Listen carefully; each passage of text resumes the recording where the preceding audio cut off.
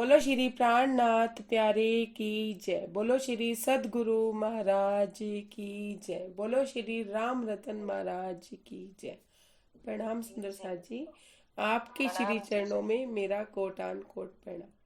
प्रणाम जी, प्रणाम प्रेम अरुण, प्रणाम प्रणाम सभी। जी। सुंदर साथ जी, कल हमने महाराज जी की अवस्था का वर्णन किया था कि महाराज जी किस अवस्था में थे, कि महाराज जी अपनी झोंपड़ी में पड़ी हुई ककड़ियों को वो मतलब लकड़ियों को वो विसर्जित कर चुके थे। उस स्टोरी का इतना महत्व होगा मैंने समझा नहीं था, लेकिन महाराज जी ने समझाया और हम सब लोगों को समझ आया। अब क्या कह रहे हैं महाराज जी कि मृतक समझ के सबने मुझे ये समझा कि इन कोई सन्यासी, कोई फकीर वहां पे उसने अपना चोला छोड़ दिया है कि उनकी अजल मजल करवाइए। बस्ती में जाके इस बात का ढिंडोरा भी पिटवा दिया गया। तो दादा गुरु महाराज उनको देखने आए। दादा गुरु महाराज ने जब उनकी नब्ज पकड़ी तो वो तुरंत समझ गए कि ये किसी गहन योग अवस्था में है, इनका तन नहीं छूटा है। अब महाराज जी क्या कहते हैं कि उन्होंने क्या किया। अभी तक सुंदर साथ जी, महाराज जी अपने आप को झंडू दत्ती मान रहे हैं कि वो एक रतन बाई है, उन्हें नहीं पता है, ये समझिएगा। लेकिन उनका प्रेम एक प्रियतम से है जिसकी खोज में है। वो कुछ अलग ही चाहते हैं, ये बात उनके अंतर्मन में बहुत गहराई से है। सुंदर साथ जी, अब महाराज जी क्या कहते हैं कि जब उन्होंने कहा मेरे हाथ का निरीक्षण करके कि बोले किसने कहा मृतक जो कहता है बकता है। महाराज जी कहते हैं कि जिसने भी ये बात कही है कि ये मर चुका है या इस मृतक है, वो बक रहा है, ये जिंदा है। आप देखिए सुंदर साथ जी, वहां जो लोग थे वो जाहिरी बारी देख रहे थे। वो क्या जाहिरी बारी देख रहे थे, वो ये सोच रहे थे कि ये तो मर चुका है। ये अब ये जो व्यक्ति है ना, जो दादा गुरु महाराज आए थे, ये तो वैसे ही कह रहे हैं ये तो मर चुका है, अब क्या जिंदा इसने होना है। ये कह के लोगों ने अपनी भीड़ भी छटा दी। जब उन्होंने कहा ना अच्छा सा हट जाओ यहाँ से, और एक एक सबको हटा दिया महाराज जी ने, और एक जने को घर पे भेजा, झोले में से गुलाब जल निकाला, उनके मुख पर छिड़क दिया। जब महाराज जी होश में आ गए, महाराज जी जब चेतन हुए, चेतन अवस्था में आए, तो आसपास के लोगों में ये बात फैल गई कि वो मरा हुआ व्यक्ति जिंदा हो गया। समझेगा सुंदर साथ जी, ये उनके लिए जाहिरी बारी चमत्कार था। क्या वाकई में वो चमत्कार था? नहीं, वो चमत्कार नहीं था। क्यों? अगर दादा गुरु महाराज वहां नहीं आते तो वो तो उनकी अजल मजल कर देते, कुछ भी करते, या किस कंडीशन तक हाँ, पहुंच वो तो जाते। बस। उन्होंने तो मृत्यु की मान लिया था ना। लेकिन दादा हाँ, गुरु महाराज खुद आए, उन्होंने उनका निरीक्षण किया और उनको चेतन किया। जब लोगों ने उनको चेतन देख के, मतलब जिंदा देख के निहारा, तो लोग सन्न रह गए देख के कि इन महापुरुषों ने, महापुरुष कौन थे, जिन महापुरुष के लिए उन्होंने बोला था ना कि एक वहां महापुरुष व्यक्ति रहते हैं। एक साधु ने बोला था महाराज जी को, तो महाराज जी ने क्या कहा था कि एक व्यक्ति हमें सोनगिरी में कुछ ऐसा ज्ञात हुआ। ये पीछे चलते हैं। महाराज जी कहते हैं कि बड़े उच्च है एक महात्मा जिनको हमको पता दिया, जिसका हमको पता दिया। महाराज जी कहते हैं, महाराज जी ने बोला ना पीछे कि एक महात्मा ने मुझे एक महापुरुष का एक एड्रेस दिया था। उन्हीं के घर के पास राम मंदिर में जाके महाराज जी ठहरे थे। ठीक है। अब महाराज जी ने आगे क्या बोला, प्रभा युक्त थे वे वास्तव में, धन्य हुए दर्शन पाके। महाराज जी ने कहा कि मैं धन्य हुआ उस महापुरुष के दर्शन करके, उस महात्मा के दर्शन करके। तो महाराज जी ने दर्शन कब किए थे? इतनी बात कहने के बाद सुंदर साथ जी, महाराज जी ने बीच का वृतांत बताया कि उनके उनके साथ दर्शन, उनको दर्शन कैसे हुए, उनका मिलाप उनसे कैसे हुआ। घर घर जाके उन्होंने ढूंढा नहीं, महात्मा जी को ढूंढा नहीं जाके कि हाँ भाई वो जा रहे हैं, घर घर से पूछ रहे, नहीं। उन महात्मा जी के दर्शन उनको ऐसे हुए। लोगों ने जब हमें निहारा जीवित हमको लगाकर, महाराज जी कहते हैं कि जब उन्होंने हमें निहारा, किसने? लोगों ने, कि ये तो जीवित है, सन रह गए। तो महाराज जी कहते हैं मैंने भी उन्हें निहारा। किनको? वो महापुरुष को, वो आदर्श पुरुष को। उनको देख के मुझे भी एक दिव्य सी आभा का अनुभव हुआ, जो महाराज जी ने पीछे कह दिया। सब एकत्रित हो गए फिर से। Page number 106। सब एकत्रित हो गए फिर से हमें होश आने के बाद। महाराज जी कहते हैं कि जो लोग छट गए थे, जो लोग चले गए थे कि अब ये मरा हुआ है, अब क्या है, इसने जिंदा होना है, ये तो ऐसे ही एक ड्रामेबाजी चल रही है या नाटकबाजी चल रही है, ऐसा कह के चले गए थे, वो सब लोग वापिस आ गए और एक भीड़ सी उमड़ गई देखने के लिए कि मरा हुआ आदमी जिंदा हो गया, क्योंकि उनके लिए सुंदर साथ जी ये चमत्कार था। अब क्या कह रहे हैं, उस आदर्श पुरुष से अपना हुआ कुछ काफी, बहुत कुछ काफी संवाद। महाराज जी कहते हैं कि उस आदर्श पुरुष से, उस महात्मा से, महात्मा भी कहा उन्होंने, आदर्श पुरुष भी कहा, कि उनसे मेरा काफी संवाद हुआ। क्या संवाद हुआ? देखा अंदर तक टटोल कर पूर्ण किया परिचय अपना। महाराज जी कहते हैं कि उन्होंने मेरा परिचय लिया, पर मुझे ऐसा लग रहा था कि उन्होंने मुझे अंदर तक टटोल लिया। सुंदर सा जी, कभी कभी कुछ गहन परिस्थिति में होता है कोई, अब आप हम लोग इस बात को ऐसे नहीं समझ सकते कि ये परमार्थ की बात है। अगर माया में भी रह के हम इस बात को समझेंगे, अगर हमारे मन में उदासी हो और माया से हम परेशान हो या माया में हम परेशान हो, हम किसी अपने प्रेमी से या अपने प्रेमी जन से या जो लोग हमसे ज़्यादा प्रेम रखते हैं, हम उन्हें कह भी देंगे ना कि हम ठीक है, लेकिन वो हमारे चेहरे के अभाव से हमें पढ़ लेगा कि इसके घर में कोई प्रॉब्लम है, कोई समस्या है। ऐसा होता है ना सुंदर साथ जी? ऐसा होता है ना? नहीं होता है कि हम कितना भी ऊपर से कह दे कि हम ठीक है ठीक है, लेकिन वो सामने वाला प्रेमी जन समझ ही जाएगा। तो यहाँ कौन था? महाराज जी का प्रेमी था, महाराज जी के राज्जी थे, तो वो लख गए। महाराज जी कहते हैं मुझे ऐसा लगा कि अंदर तक उन्होंने मुझे टटोल लिया। मैंने अपना पूर्ण परिचय दिया। क्या परिचय दिया? मैं झंडा हूँ, मैं जड़ोदा से आया हूँ, मैं परमात्मा को पाना चाहता हूँ, या जो भी उन्होंने अपना दिया। लेकिन अपने दिल की बात तो नहीं बता सकते ना कि मेरे दिल में दर्द क्या है।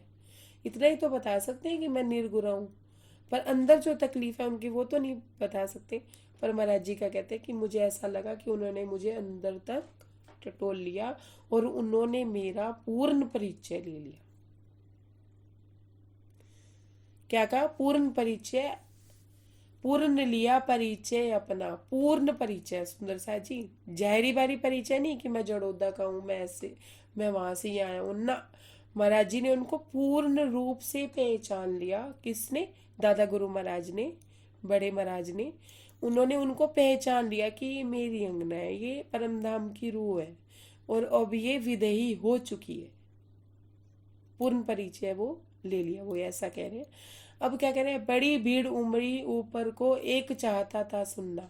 महाराज जी कह रहे कि बड़ी भीड़ थी वहां पे, हर एक, हर एक ये सुनना चाहता था कि मैं कौन हूँ, मैं कहाँ से आया हूँ और मैं चाहता क्या हूँ और मेरी इतनी गहरी अवस्था कैसे थी। हर एक वो सुनना चाहता था। तो महाराज जी कहते कि मेरे आसपास इतनी भीड़ उमड़ चुकी थी कि सब ही सुनना चाहते थे। हर एक बंदा, अब जो भीड़ में घुसेगा वो जानना तो चाहेगा नहीं कि हुआ क्या, क्या बात हुई। अब जिसको कोई मतलब ही नहीं है वो भीड़ में क्यों घुसेगा? सुंदर साथ जी, समझिएगा बात को। अगर समझ ना आ रही हो तो पूछ लीजिएगा, गहरी बात है, आगे नहीं बढ़ेंगे, पूरी बात करके ही आगे बढ़ेंगे। अब जो भीड़ के अंदर घुसेगा उसको तो सारी बात सुननी होगी ना, तभी तो वो घुसेगा ना, सारी जानकारी लेनी होगी। अब जिसे जानकारी लेनी ही नहीं, वो भीड़ में क्यों घुसेगा? वो नहीं घुसेगा। तो वो कहते हैं कि जो, जहाँ वो भीड़ मेरे ऊपर उमड़ी हुई थी, वो हर एक मुझे सुनना चाहता था। अब आगे सुनिए। बोला अच्छा सोमेश्वर में ठहरे आप वहां पहुंचकर। महाराज जी को कह रहे हैं वो आदर्श पुरुष, क्या कह रहे हैं कि आप यहाँ ना रुकिए, अब इस राम मंदिर में आप मत रुकिए। क्यों ना रुकिए? सुंदर साथ जी, चमत्कार हुआ था, मरा व्यक्ति जिंदा हुआ था, लोग उन्हें परेशान भी करते कि बताइए आप मृत्यु को प्राप्त हो गए थे, आपने क्या देखा। अगर आपकी इतनी बड़ी योग अवस्था थी तो उस योग अवस्था का क्या कारण था, और आप इस अवस्था तक पहुंचे कैसे? जो जो पाना चाहते हैं, तो हम जो परमात्मा को पाना चाहते हैं, जो राज्य को पाना चाहते हैं, तो हम पूछते हैं ना कि आप बताइए आपने राज्य को कैसे पाया, आप बताइए आपने राज्य को कैसे पाया। जैसे हम अपने सदगुरुओं से भी पूछते हैं, जैसे हम अपने सदगुरुओं से भी पूछते हैं कि आप बताइए राज जी को कैसे पाना है, आप हमें रास्ता दिखाइए। तो महाराज जी कहते हैं, दादा गुरु महाराज उनको कहते हैं कि जगह बहुत है उत्तम, देखो जरा पहुंच करके। सॉरी, एक लाइन में बीच में खा गई, सॉरी, भूख नहीं लगी थी लेकिन फिर भी खा गई। बोले अच्छा सोमेश्वर में ठहरे आप वहां पहुंचकर। महाराज जी कहते हैं कि दादा गुरु महाराज ने मुझसे क्या कहा कि सोमेश्वर है पास में, तुम अब वहां जाके ठहरो, इस राम मंदिर में नहीं ठहरना। जगह बहुत उत्तम है, तुमको जरा देखो जरा पहुंच करके। महाराज जी उनको दादा गुरु महाराज बड़े महाराज जी को कहते हैं कि आप वहां जाके देखिए, जगह वो उत्तम है। महाराज जी उनको, दादा गुरु महाराज उनको, अब मैं दादा गुरु महाराज को दादा कहूंगी और बड़े महाराज जी को बड़े महाराज जी कहूंगी, ठीक है, तो आपको कंफ्यूजन नहीं रहेगा। तो दादा गुरु कहते हैं कि जाओ तुम देखो वहां पहुंच के कि जगह बहुत उत्तम है वो। अब देखिए सुंदर साथ जी, महाराज जी को हुक्म दिया दादा गुरु जी ने, तो उन्होंने उनकी बात मानी या नहीं मानी वो देखिएगा आप। सोमेश्वर एक शिव मंदिर 1.5 मील की दूरी पर है। दादा गुरु महाराज कहते हैं कि सोमेश्वर का जो मंदिर है यहाँ से 1.5 किलोमीटर की दूरी पर है, जिसकी छटा बहुत सुंदर है, अपनेपन में पूरी है। महाराज जी कहते हैं, सॉरी, दादा गुरु महाराज कहते हैं कि उसकी छटा कैसी है, बहुत सुंदर है वो, मतलब प्राकृतिक रूप में भी बहुत सुंदर है वो, प्राकृतिक रूप की बात करिए, और अपने आप में पूरी है। कोई मतलब कोई ऐसी चीज नहीं है वहां पे जो दिक्कत करती हो, कोई परेशानी पैदा करती हो। 8 पहाड़ों के घेरे में देवालय है घिरा हुआ। महाराज जी को दादा गुरु महाराज कहते हैं कि 8 पहाड़ों से, 8 कोनों से पहाड़ है और उनके बीच में वो मंदिर है, देवालय शिव जी का मंदिर है, वो घिरा हुआ है। योग्य है आपके वह मंदिर हर दृष्टि से नपातुला। महाराज जी को कहते हैं दादा गुरु महाराज कि हर दृष्टि से ही वो नपातुला और बहुत ही सुंदर मंदिर है और बहुत सुंदर जगह है। महापुरुष की इस प्रकार की वाणी सभी सुनते थे। ध्यान से सुनिए, उस महापुरुष की ये बात सारे लोग वहां पे सुन रहे थे, सज्जन लोग सुन रहे थे। अब क्या कहते हैं, दया भाव दर्शाकर हमेरे ऊपर कुछ सज्जन बोले। ये बात महाराज जी कह रहे हैं, क्या कह रहे हैं कि मेरे ऊपर दया भाव दिखा के कुछ सज्जन बोले। क्या बोले, इन्हें वहां क्यों भेज रहे हैं, इन पर दया दया करो महाराज। सुंदर साची कह रहे कि आप इन्हें वहां क्यों भेज रहे हैं, इन पर दया करो महाराज, इन पे दया क्यों नहीं करते आप। आपने इनको जीवित किया है, एक तरफ तो आप इन्हें जीवित कर रहे हैं, एक तरफ आप इन्हें वो देवालय में भेज रहे हैं, सोमेश्वर मंदिर में, क्यों। इसमें भी एक राज था सुंदर सा जी। आप जानते तो हैं सारो, क्या छिपा है वहां का राज। सज्जन लोग दादा गुरु महाराज को कहते हैं कि आप जानते तो हैं कि वहां पे क्या राज छिपा है, आपको मालूम तो है कि वहां पे क्या प्रॉब्लम है, आप क्यों भेज रहे हैं। एक तरफ से तो आपने इनकी जान बचाई है और एक तरफ से आप उन्हें सोमेश्वर के मंदिर में भेजते हैं। अब सुनिए क्या प्रॉब्लम थी वहां पे। सभी जानते थे उस मंदिर को, उसकी चर्चा है सब में, उसमें प्रेत आत्माएं रहती हैं विख्यात नगर भर में। कि सब जानते थे उस मंदिर के बारे में और उस मंदिर में कोई नहीं जाता था, किसी का आना जाना नहीं था। क्यों, क्योंकि वहां पे प्रेत आत्माएं रहती थी, आत्माएं रहती थी, ये वहां पे विख्यात था। और वहां कोई जाता नहीं था, नगर भर में सबको ये पता था कि वहां पे प्रेत आत्माएं रहती है, इसलिए वहां कोई नहीं जाता था। कोई पुजारी और महात्मा जब उसमें टिक नहीं पाता तो फिर इनको वहां ना भेजो, अपनी समझ में नहीं आता। सब कहते हैं दादा गुरु महाराज को कि जब वहां कोई पुजारी कोई महात्मा टिक ही नहीं पाता तो आप इन्हें क्यों भेज रहे हो, ना भेजो इनको वहां पे, ये परेशान हो जाएंगे वहां पे, इनको ना भेजो। एक तरफ से तो आपने इनकी जान बचाई है, एक तरफ आप इन्हें प्रेत आत्माओं के हवाले कर रहे हो, आप मत भेजिए। हमें ये बात समझ ही नहीं आ रही कि आप ऐसा क्यों कर रहे हैं। जिनकी रक्षा, अब दादा गुरु महाराज क्या कह रहे हैं, ध्यान से सुनिएगा, बहुत सुनने वाली और बहुत गहरी बात है। जिनकी रक्षा पे वे खुद हो इनको कभी न कुछ होता है। महाराज जी कहते, दादा गुरु महाराज कहते हैं जिनकी रक्षा वो खुद करते हैं ना, उनको कभी कुछ नहीं होता। कहने की बात है। अब मरता कौन है वो सुनिए। मरने वाला ही मरते हैं, उन्हीं को ही सब कुछ होता है। जो मरता है ना, जिसको मरने का डर होता है वही मरता है। और जिसको मरने का डर नहीं होता, जिसको ये पता होता है मेरा रखवाला वो है, वो नहीं मरता है। मरने वाला ही मरता है। ध्यान से सुनिएगा, इसका बहुत बातूनी भेद है। उन्हीं को ही सब कुछ होता है। उन और मतलब जो कहते हैं मरने वाला ही मरता है, एक तो उन्होंने ये कह दिया कि एक तो मरने वाला ही मरता है, दूसरा क्या कह रहे हैं, उन्हीं को ही सब कुछ होता है। सब कुछ भी उन्हीं को ही होता है। किसको? दर्द, सर दर्द हो रहा है, कमर दर्द हो रही है, पेट दर्द हो रहा है, ये हो रहा है, वो हो रहा है, ये सब सब कुछ उन्हीं को ही होता है। समझते जाइएगा। माया की ये तो आध्यात्मिकता की बात चल रही है, तो मैं आध्यात्मिकता से ले रही हूँ, महाराज जी की अवस्था का वर्णन कर रही हूँ।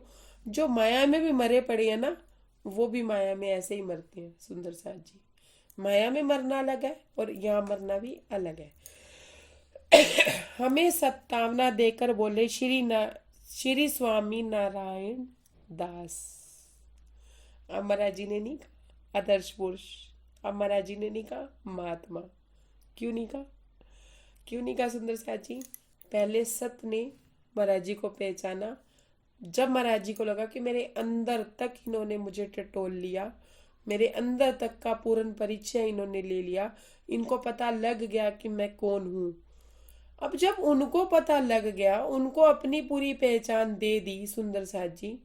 जब उन्होंने, अब कोई हमें मान लीजिए कि हमने कोई ऐसा कार्य किया हो, चाहे वो अच्छा हो चाहे वो बुरा हो, दोनों ही कंडीशन बता रही हूँ। कोई हमें अजीब सी नजरों से देखता है ना, तो अपने को लग जाता है कि कुछ किया है मैंने, कुछ हुआ है मेरे से। चाहे कोई हमने अच्छा भी काम किया हो, तो कोई हमें गर्व से देखता है तो हमें लगता है ना कि शायद हमने कुछ किया है, जाने अनजाने हमसे ऐसा कुछ हो गया है जो इनकी नजरें ऐसी हैं। चाहे वो अच्छा हो चाहे वो बुरा हो, इसको ज्यादा डिटेल नहीं बता रही हूँ, बाद में बता दूंगी, लेकिन अभी प्रसंग चल रहा है उसी हिसाब से चल रही हूँ। तो महाराज जी को भी उनकी अपनी पूरी पहचान किसने दी? दादा गुरु महाराज ने दी। कैसे दी? जब उन्होंने कहा कि उन्होंने मेरे अंदर तक मुझे टटोल लिया, मुझे पूरी पहचान दे दी। जब उनकी नजरें उनकी नजरों से टकराई, तो महाराज जी ने भी दादा गुरु महाराज को पहचान लिया कि हो ना हो मेरे सदगुरु यही है, जिनकी मैं खोज कर रहा हूं वो यही है। अब उन्होंने नहीं कहा आदर्श पुरुष, ना उन्होंने कहा महात्मा जी। क्या बोले? हमें सत्तावना देते हुए श्री स्वामी नारायण दास, उन्होंने हमें सत्तावना दी, अपना नाम भी अपना परिचय भी दिया, और मुझे उन्होंने तसल्ली दी, कोई बात नहीं, तुम जाओ सोमेश्वर मंदिर में। अब ध्यान से सुनते जाइएगा। प्रातः ही हम मिला करेंगे, जाकर सदा तुम्हारे पास। तुम चिंता ना करो, मैं रोज सुबह तुमसे मिलने आऊंगा। यूं नहीं कि रात को तुम्हें प्रेत आत्मा खा जाएगी और तुम सुबह उठोगे नहीं। मैं रोज तुमसे सुबह मिलने आया करूंगा। महाराज जी यूं कह रहे हैं कि दादा गुरु महाराज ने ऐसे बोला। ब्रह्म वाक्य से सुनकर उनके मुंह से उठ प्रस्थान किया। सुंदर साथ जी, ब्रह्म वाक्य बोला उन्होंने, अपने सतगुरु की पहचान कर ली उन्होंने, और फिर उसके बाद क्या बोल रहे हैं? ब्रह्म वाक्य। दिव्य पुरुष के लिए बोला था उन्होंने, ब्रह्म वाक्य बोल रहे थे। हनुमान जी के लिए बोला था कि ब्रह्म वाक्य बोल रहे थे। शिव जी के लिए सुना था, उन्होंने बोला था कि ब्रह्म वाक्य। कोई बात हुई थी ऐसी कि ब्रह्म वाक्य जैसी बात उन्होंने कभी किसी के लिए भी कहा हो? नहीं। लेकिन ब्रह्म वाक्य वो कहते हैं कि मैंने सुन करके मुंह से उठ कर के प्रस्थान किया। महाराज जी कहते मैंने नहीं देखा मेरी अवस्था कैसी थी, मैंने उनके मुख से ये ब्रह्म वाक्य सुना और मैंने उठ के मुंह से उठ प्रस्थान किया। मैंने तुरंत उठ के तुरंत आज्ञा का पालन किया जब उन्होंने उनको पहचान लिया कि हो ना हो मेरे सदगुरु यही है। कहते हैं मैंने उठ के प्रस्थान किया, कहे मुताबिक महापुरुष ने जाकर हमको दर्श दिया। महाराज जी कहते हैं कि जैसा उन्होंने मुझसे कहा था वैसा ही उन्होंने मुझे दर्शन भी दिया, दर्श भी दिया। ठीक है। नित्य कर्म से निवृत्त होकर रोजाना आया करते थे, रसा स्वाद वाणी की उनकी हम प्रतिदिन पाया करते थे। प्रणाम जी। सुंदर साथ जी प्रणाम जी। अब क्या कह रहे हैं? नित्य कर्म से निवृत्त होकर रोजाना आया करते थे। महाराज जी कह रहे हैं कि दादा गुरु महाराज रोज अपने रोज के काम से, अपना फ्रेश होके, अपना नहा धो के रोज मेरे पास आया करते थे, मुझे अपना दर्श दिया करते थे। फिर क्या कहते हैं आगे, रसा स्वाद वाणी का उनकी हम प्रतिदिन पाया करते थे। रसा स्वाद उनकी वाणी का मतलब उनकी वाणी का जो स्वाद था, जो वो बोलते थे, जब वो मुझे कोई बात सुनाते थे तो मेरे कानों में मिश्री सी घुल जाती थी। महाराज जी का श्रवण सुख था। महाराज जी एक संगीत सुना था तो उसके पीछे पढ़ के जब परेशान हो गए थे तो उन्होंने कैसे किया था, महाराज जी ने अपनी इंद्रियों पे कंट्रोल कर रखा था कि वो ऐसी वैसी कोई बात नहीं सुनते थे। लेकिन जब उन्होंने, कहते हैं कि रसा स्वाद उनकी वाणी का, जब उनकी वाणी का जो रस उनके कानों में गया तो महाराज जी कहते कि मेरी कर्ण इंद्री तो समझो कि धन्य धन्य ही हो गई। रसा स्वाद वाणी का उनकी हम प्रतिदिन पाया करते थे। महाराज जी कहते हैं कि उनकी वाणी का जो स्वाद है वो मुझे प्रतिदिन आके कोई ना कोई ऐसी प्रेम भरी बात, दुलार वाली बात वो मुझे कहा करते थे, मुझे बताया करते थे। अब सुंदर साथ जी सतगुरु उनके जीवन में आ चुके थे। अब महाराज जी पहले क्या चिंतन मनन किसका किया करते थे, अपने मन मंथन को किया करते थे। मन मंथन से उन्होंने 14 लोग ब्रह्मांड उन्होंने अपने पार कर लिए थे। कहाँ थे वो, योग माया में। योग माया में क्या था, प्रेम ही प्रेम। अब योग माया में जाएंगे तो श्री कृष्ण तो मिलेंगे ही ना, नहीं मिलेंगे। कृष्ण तत्व का तन है, कृष्ण तत्व ही नहीं मिलेगा। अब महाराज जी को जो भी बात सुनाई देती थी वो कैसी होती थी, ये प्रेम भरी, प्रेम से परिपूर्ण। दादा गुरु महाराज ने इतना प्रेम किया करते थे। अब महाराज जी कहते हैं कि मेरा चिंतन मनन क्या हो गया, अब जब अंदर जो रीता रीता था वो उनका वो खत्म हो गया, उनको अकेलापन अब लगता नहीं था। अब देखिए सुंदर साथ जी, महाराज जी को पीछे तिरस्कार भी कितना मिला था, हर जगह तिरस्कार ही मिला था, कोई उन्हें प्रेम करने वाला भी नहीं था। बचपन से लेके अब तक उन्होंने कभी किसी से सत्य प्रेम नहीं पाया था, सत्य प्रेम किसी से नहीं पाया था सुंदर साथी। बिल्कुल ऐसे ही जैसे हम लोगों ने माया में कभी सच्चे में, सत्य में, निस्वार्थ निर्विकार प्रेम कभी नहीं पाया। अपना जीवन देख लीजिए, जितने भी लोग हमें प्यार करते रहे, स्वार्थ से करते रहे, जीवन में आते रहे और जाते रहे। अगर वो सत्य होते तो कभी भी ना जाते हमारे जीवन से, कभी भी ना जाते ना जीवन से। लेकिन आते गए और जाते रहे क्योंकि वो सत्य नहीं थे, वो असत्य की बैठक थी, वो असत्य थे। स्वार्थ के लिए आए थे, स्वार्थ से जुड़े, स्वार्थ पूरा, तुम कौन जान और हम कौन, हम नहीं तुम्हें जानते। और इस तरह से महाराज जी का जीवन भी तो ऐसे ही चल रहा था। महाराज जी को कौन प्रेम करने वाला था, कोई भी नहीं था। हमने देखा ना बचपन से लेके, ना उनके ताऊ जी उन्हें प्रेम करते थे, ना उनके चाचा उनको प्रेम करते थे। उनको किससे प्रेम मिला, एक जब बचपन में उनकी बुआ उनके जीवन में आई तो उनको लगा कि हाँ, जैसे मेरी माया के जीवन में मेरी बुआ आई है, ऐसे मेरे आध्यात्मिक जीवन में भी मेरे सदगुरु आएंगे। उनको ये बात दृढ़ हो गई सुंदर साथ जी। अब क्या हुआ, अब जो महाराज जी 24 घंटे का अभ्यास कर, 23 घंटे का अभ्यास करते थे, 8 घंटे का अभ्यास करते थे। अभ्यास क्या करते थे, बैठे रहते थे एक जगह पे, अपना चिंतन मनन अंदर तक अपने झाड़ू बुहारी लगा लेते थे। सुंदर साथ जी उन्होंने अपने मन में झाड़ू बुहारी लगा के ना चमका के रखा हुआ था अपने अंदर का माहौल, साफ सफाई कर रखी थी सारी, जरा सा भी तिनका भर भी नहीं था वहां पे कचरा। समझते जाइएगा, गहरी बातें हैं। अब मुझे ये लग रहा है कि पहले मैं इसी पेज को कर लूँ, आगे तो बहुत गहरा चला जाएगा, लेकिन थोड़ा सा वर्णन मैं कर देती हूँ। क्या कहते हैं, कम हुआ अभ्यास हमारा, कम सा होना शुरू हुआ। स्नेहा दीदी की बितक में लिखा हुआ है, चढ़ा हुआ अभ्यास हमारा, कम सा होना शुरू हुआ, जो मैंने लिख लिया था अभी।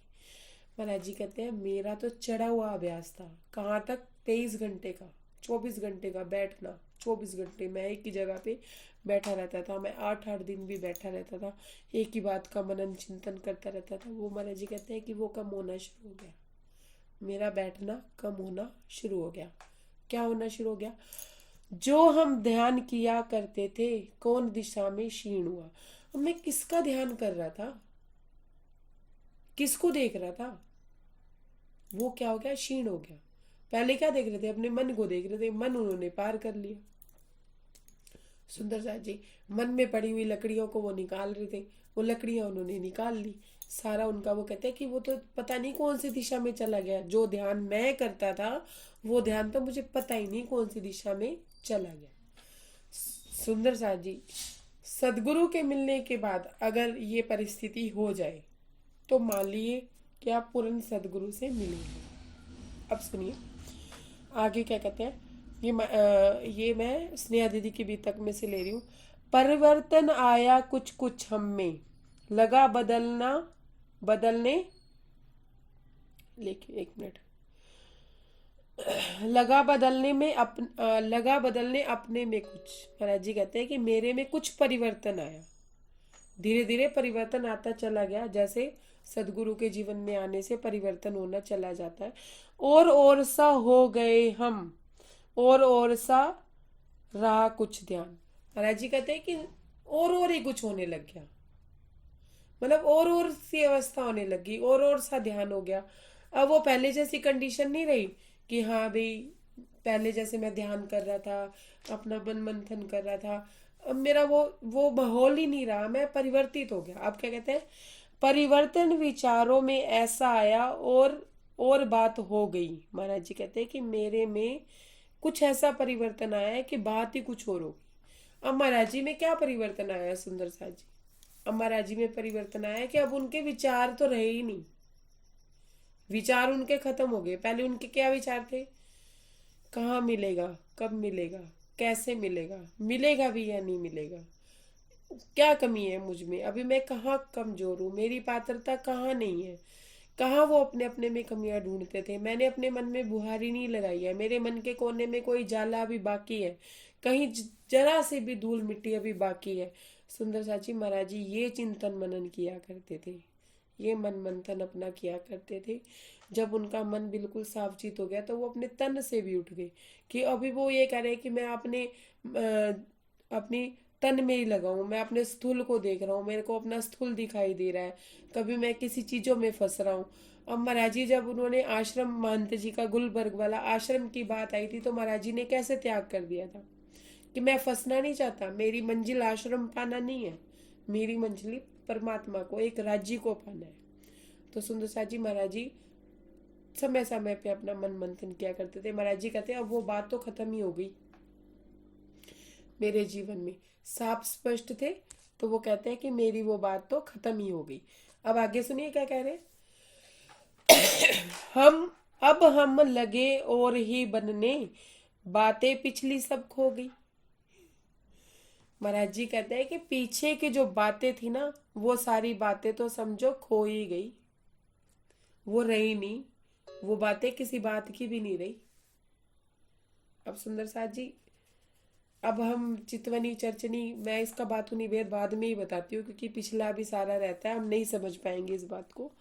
तो महाराज जी क्या कहते हैं कि अब हम लगे बनने ही, पिछली बातें सब खो गई, मन में थी पहले ही विमुखता इस संसार सागर से, पर अब निश्चयता से आई ढंग और ले गए मन की। ध्यान से समझिएगा महाराज जी क्या कह रहे हैं। मन में तो पहले ही विमुखता थी संसार को लेके, मन संसार में लगता ही नहीं था, मन संसार में था ही नहीं, ठीक है। अब तो मन में बुहारी भी लगाई, सब किया, सब कुछ करने के बाद भी महाराज जी क्या कहते हैं, अब निश्चिंता से आई ढंग और ले गए मन के। अब महाराज जी क्या कहते हैं कि अब तो निश्चितता आ गई कि संसार में तो कोई प्रेम करने वाला है ही नहीं, मतलब एक दृढ़ता सी आ गई। किसको देख के, सिर्फ दादा गुरु महाराज के दर्शन भर से ही, उनकी प्रेम भरी वाणी को सुन के ही। दादा गुरु महाराज को सुंदर साथ जी महाराज जी से कोई स्वार्थ था? जिनका भी म्यूट अनम्यूट है वो म्यूट कर लीजिए प्लीज, डिस्टर्बेशन होती है। रानी दीदी आप म्यूट कर लीजिए। सुंदर शाह जी आप मुझे बताते जाइएगा, दादा गुरु महाराज को बड़े महाराज जी से कोई स्वार्थ था? नहीं। कोई रिश्तेदारी थी? कोई रिश्तेदारी थी? कोई खून का संबंध था? कोई पड़ोसी थे? पड़ोसी थे? किसी तरह का कोई स्वार्थ नहीं था, निर्विकार और निस्वार्थ प्रेम था प्यार। सुंदर साथ जी। जब हमें सदगुरु मिलते हैं तो वो हमसे ऐसा ही प्रेम करते हैं। तो हमारा जो पिछला होता है ना, जो हम कहते हैं कि इनसे मिलने से पहले हमारा ऐसे ऐसे चल रहा था, हम ऐसे ऐसे चल रहे थे, हम परम धाम के 25 पक्षों में खोए रहते थे, हम चितवनी 1 घंटा करते थे, हम ये करते थे, हम वो करते थे, अब इनसे मिलने के बाद हमारा सब कुछ खो गया। वो कहीं खोता नहीं है सुंदर साथ जी, कहीं नहीं खोता। वो हम क्या नींद में देख रहे थे, नींद नींद थी उस समय। अब नींद में आप कोई सपना देख रहे हैं सुंदर साथ जी, सपना कब टूटेगा? वो सपने में भी सब सच ही लगता है ना। सपना कब टूटेगा? जब नींद खुलेगी। अब हम नींद में पेट भर रहे हैं, सपने में क्यों? रहनी तो अभी की नहीं, चिल्ला भी रहे हैं, चीख भी रहे हैं, और वो सब भी देख रहे हैं। तो हम नींद में देख रहे हैं। सदगुरु आके हमें जागृत अवस्था देते हैं सुंदर साथ जी, जागृति देते हैं। समझते जाइएगा। अमरनाथ जी क्या कहते हैं, क्या बताएं, कुछ 1 मिनट। अब निश्चयता आई ढंग से, ढंग और ले गए मन में। अब सुंदर सा जी, मन उनका माया में था नहीं, मन उनका किसी चीज में था ही नहीं, विरक्त थे। अब निश्चितता भी आ गई कि प्रेम संसार में है ही नहीं, ये दृढ़ता हो गई। अब महाराज जी क्या कह रहे हैं कि ढंग और ले गए मन के, मन मुझे अब किसी और ढंग से कहीं और ही ले जा रहा है। अब पहले मन के साथ उन्होंने दोस्ती कर ली थी ना, पहले मन को डांटा डपटा दुत्कारा, तू मेरे साथ नहीं चलेगा, या तो तू रहेगा या मैं रहूंगा। लेकिन उन्होंने अपने मन को इश्क की और ईमान की कमांड डलवा दी थी। अब उनको मन लेके जा रहा है। अब मन को भी स्वाद लग गया है, किसका? परमार्थ का, परमात्मा का। क्यों? क्योंकि मन कहाँ पहुंच गया? योग माया में, प्रेम तत्व में। अब जो प्रेम मन ढूंढ रहा था वो प्रेम उसको मिल रहा है, तो प्रेम उस मन उस तरफ नहीं घूमेगा। हमें माया में क्या मिल रही है? गर्म हवाएं मिल रही है सुंदर साथ जी, गर्म हवाएं मिल रही है। इधर से जो हवा आ रही है वो हमें छू के भी जा रही है, तो स्वार्थ के लिए छू के जा रही है। इधर से हवा आ रही है, वो भी हमें स्वार्थ के लिए छू के जा रही है। और कई तो थपेड़े ही मारने शुरू कर देते हैं कि हमारे काम करो, हमारे स्वार्थ पूरा करो। अब जब इतनी गर्म हवाओं में एक ठंडी हवा का झोंका आएगा, तो मन फटाफट पकड़ नहीं लेगा ये ठंडी हवा है, मुझे इस दिशा में चलना है। तो वो गर्म हवाओं में क्यों पकड़ ले। मुड़ेगा? वो ठंडी हवाओं में मुड़ेगा ना सुंदर साथ जी। मेरी बात समझ आ रही है हाँ अरुण भैया? तो हाँ। अब महाराज जी को ठंडी हवा मिली थी, संकुलता मिली थी। अब महाराज जी का मन किसी और ढंग से उसी तरफ उनको ले जा रहा था, मन भी उनके साथ चल रहा था सुंदर साथ जी। जो मन हमारा माया में लगा है, एक समय आएगा जब हमारा मन भी उधर चलेगा। अब चर्चनी चितवनी, अब चितवनी करनी नहीं पड़ेगी, अब चितवनी हो जाएगी।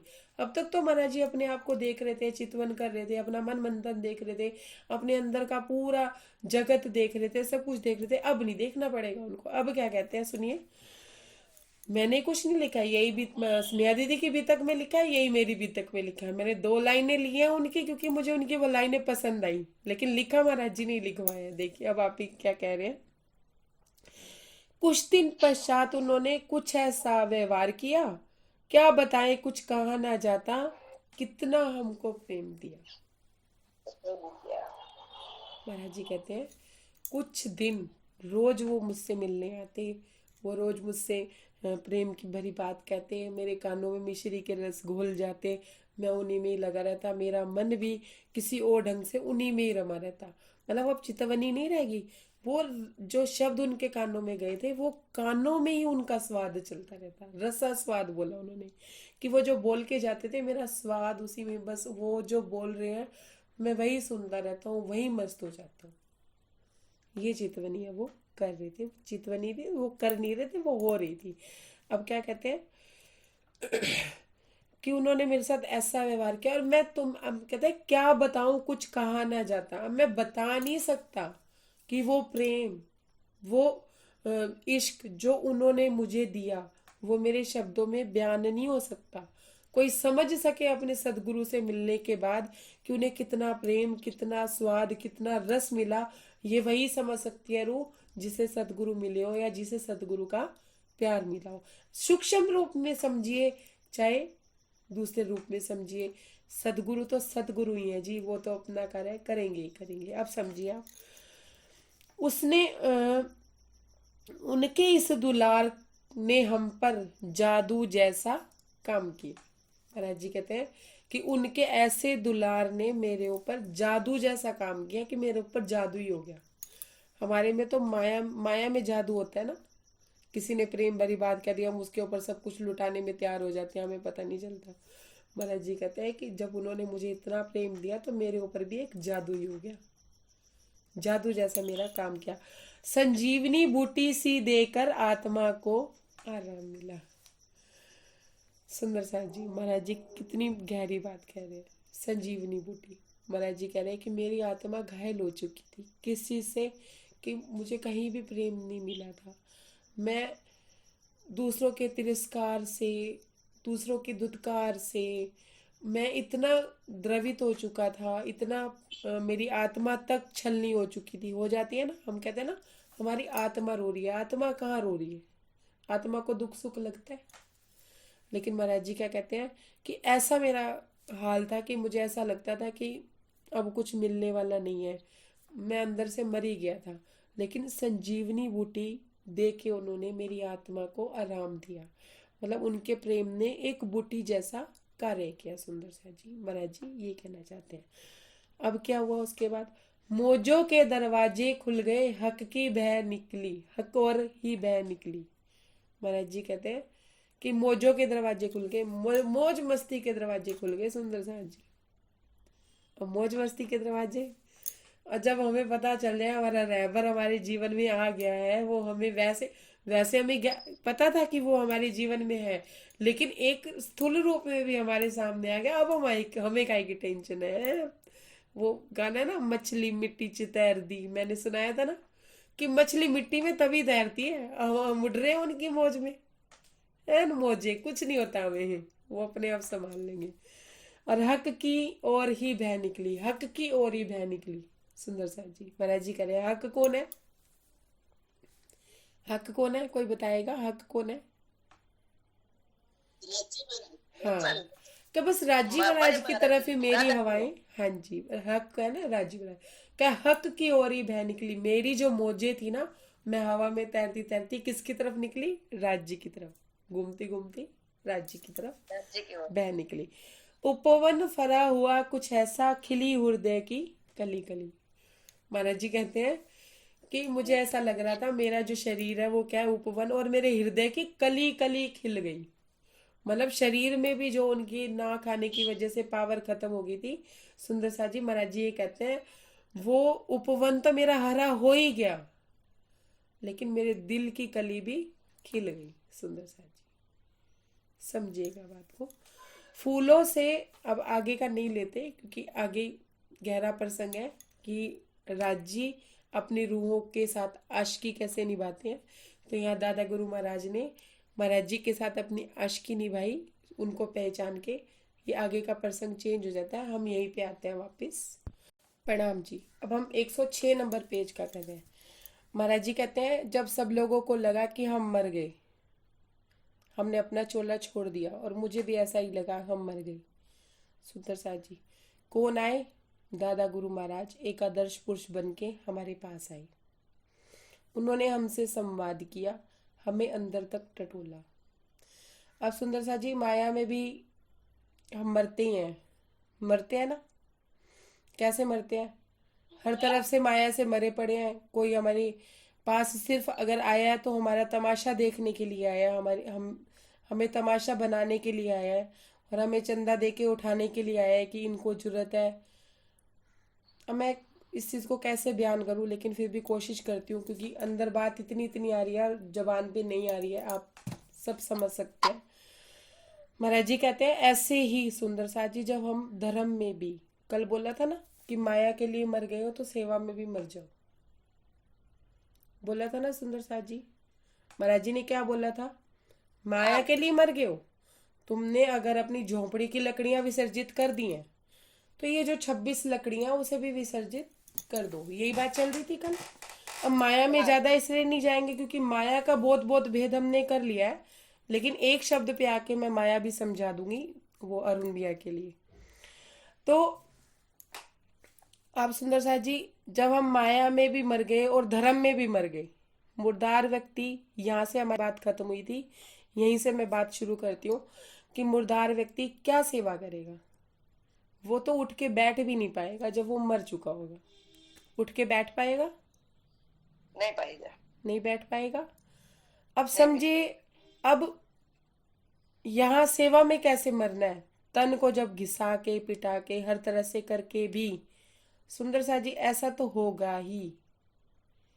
जब महाराज जी लिख रहे हैं, वाणी लिख रही है, तो कहीं ना कोई कुछ सच्चाई तो है ही। हो सकता है हमारे अनुभव में अभी ना आई हो, लेकिन मेरे अनुभव में थोड़ी बहुत आई, मैंने उस बात को समझा भी। और शायद इसीलिए मैं ये बात कह भी पा रही हूँ। अगर मेरे अनुभव में ना आई होती तो शायद मैं ना कह पाती। आप लोगों में के अनुभव में नहीं आई होगी तो इन फ्यूचर हो सकता है आए। क्या? कि जब हम माया में भी सेवा करते हैं, इतना गलाते हैं, सबको करते हैं, तब भी हमें धुतकार ही मिलती है। सेवा में भी धुतकार ही मिलती है। मिलती है। सेवा में भी स्वार्थ सिद्धि होती है। होती है। अब ये किसके अनुभव में कितनी जल्दी आता है, वो उस रूह की बात है कि वो सेवा करेगी तो अभी पता चलेगा ना। सेवा नहीं करेगी तो पता कैसे चलेगा? नहीं चलेगा। तो महाराज जी क्या कहते हैं?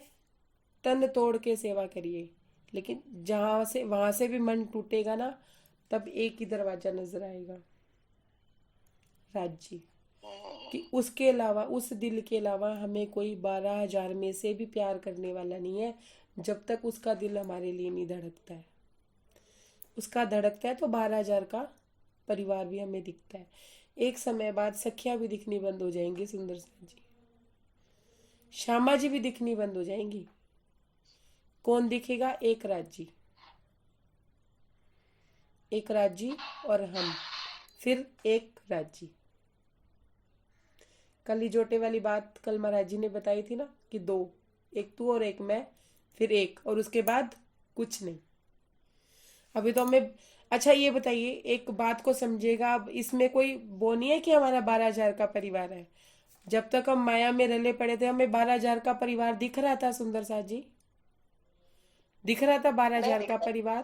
नहीं नहीं नहीं नहीं दिख रहा था, नहीं दिख रहा था। नहीं। तो ये राज्य की मेहर नहीं है कि आज हमें 12,000 का परिवार दिख रहा है?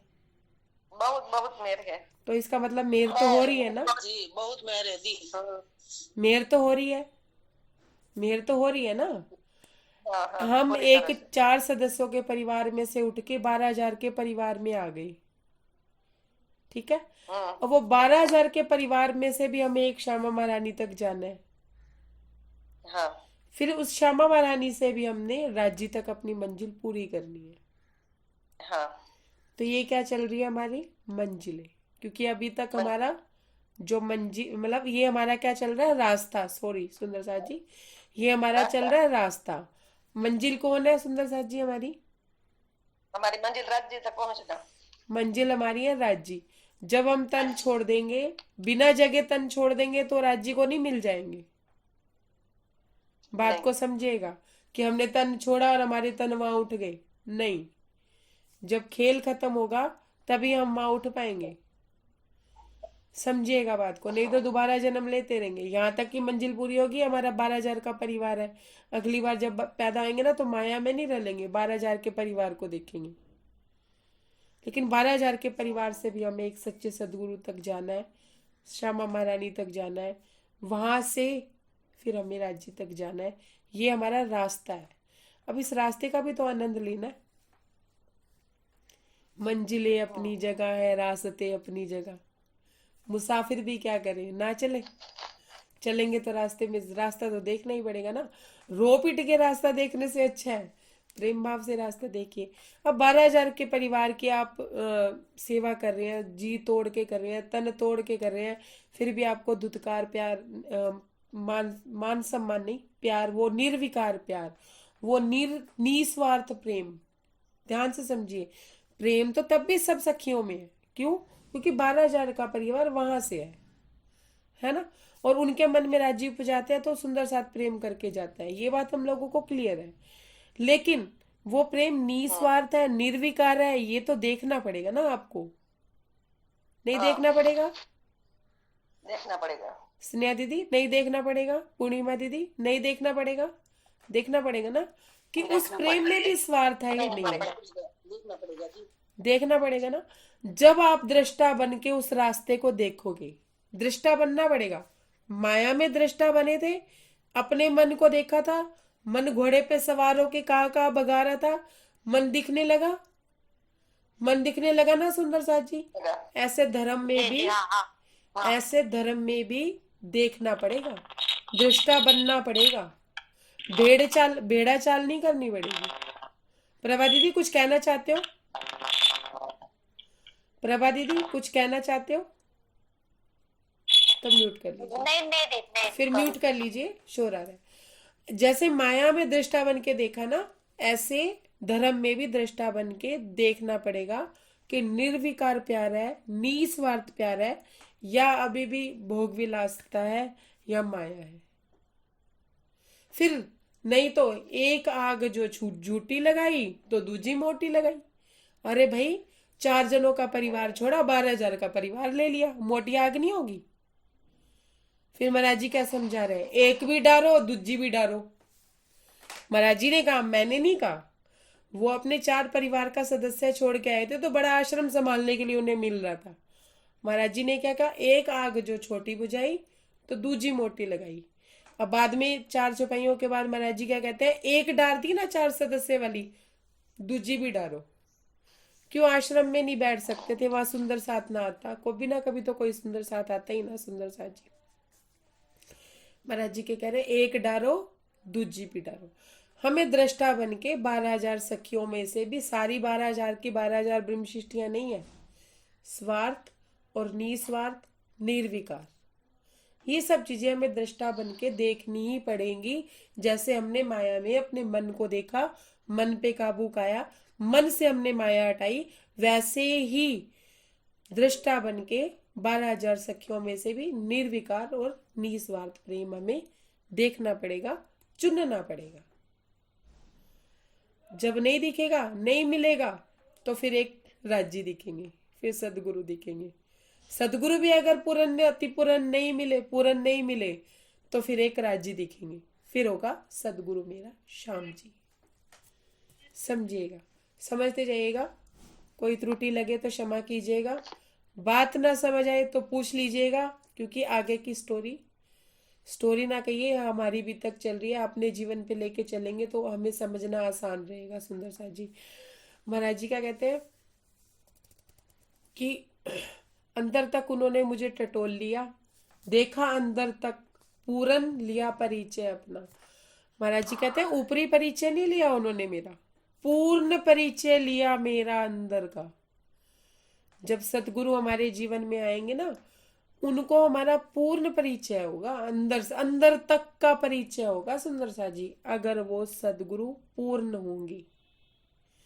अब पूर्ण सतगुरु क्या पूर्ण गुरु को क्या शिष्य को समझेगा? वो तो अपनी स्वार्थ सिद्धि करेगा, चाहे वो किसी भी नाम से करे।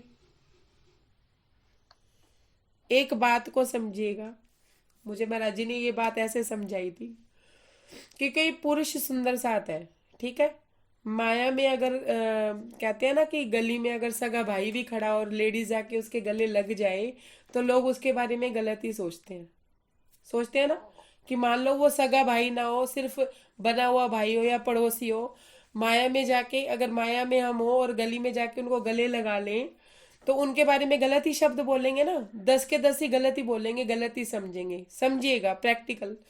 और धर्म के नाम पे अगर किसी सुंदर साथ को गले लगा लिया जाए, पुरुष महिला सुंदर साथ पुरुष सुंदर साथ को गले लगा ले, और एक के मन में वासना और एक के मन में वासना ना हो, तो उसको कोई कुछ कहेगा? नहीं नहीं, सुंदर साथ समझ के गले लगाए। और अगर एक के मन में वासना घर करके बैठी है तो वो झूठा समझ लेंगे। वो तो अंदर ही अंदर प्रफुल्लित हो रहा होगा ना, मेरा तो काम बन गया धर्म के नाम पे। धर्म में भी अधर्म होता है सुंदर साथ जी, वो हमें दृष्टा बन के देखना है। गैलेक्सी के नाम से किसी ने हाथ खड़ा किया था, कोई पूछना चाहता है कुछ? सुंदर साथ जी, कोई कुछ पूछना चाहता है?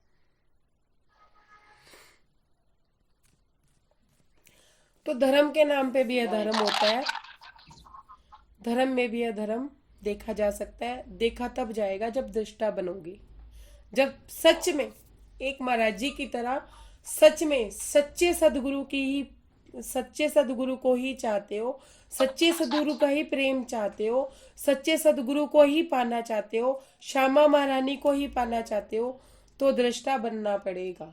और अगर नहीं पाना चाहते तो फिर आपने गुरु शिष्य का देखा है ना, शिष्य गुरु के चरणों में पड़ा रहता। हाँ जी, हाँ जी लक्ष्मी दी। दृष्टा मतलब दृष्टा का मतलब क्या है दी, समझ में नहीं आई। मतलब चित बनी, दृष्टा मतलब देखना। दृष्टा मतलब देखना। अब हमने अपने मन को देखा ना, हमारा मन कभी हमें कहीं भगा रहा है, कहीं भगा रहा है, कभी राज्य में लग रहा है, कभी माया में लग रहा है। तो हमने देखा ना अपने मन को अलग बिठा के, और अपने हमारी आत्मा ने देखा लक्ष्मी मन दी। मंथन द्वारा तो देखा। ऐसे ही हमें 12, जब हमने 4 परिवार के सदस्यों की मोह माया छोड़ दी, तो हमें 12,000 के परिवार में भी निस्वार्थ और निर्विकार, निर्विकार का मतलब ये होता है सुंदर साथ जी, कि एक पिता जब एक लड़की को, मतलब अपनी बेटी को गले लगाता है, तो उसके मन में कोई विकार होगा? निर्विकार ही होगा।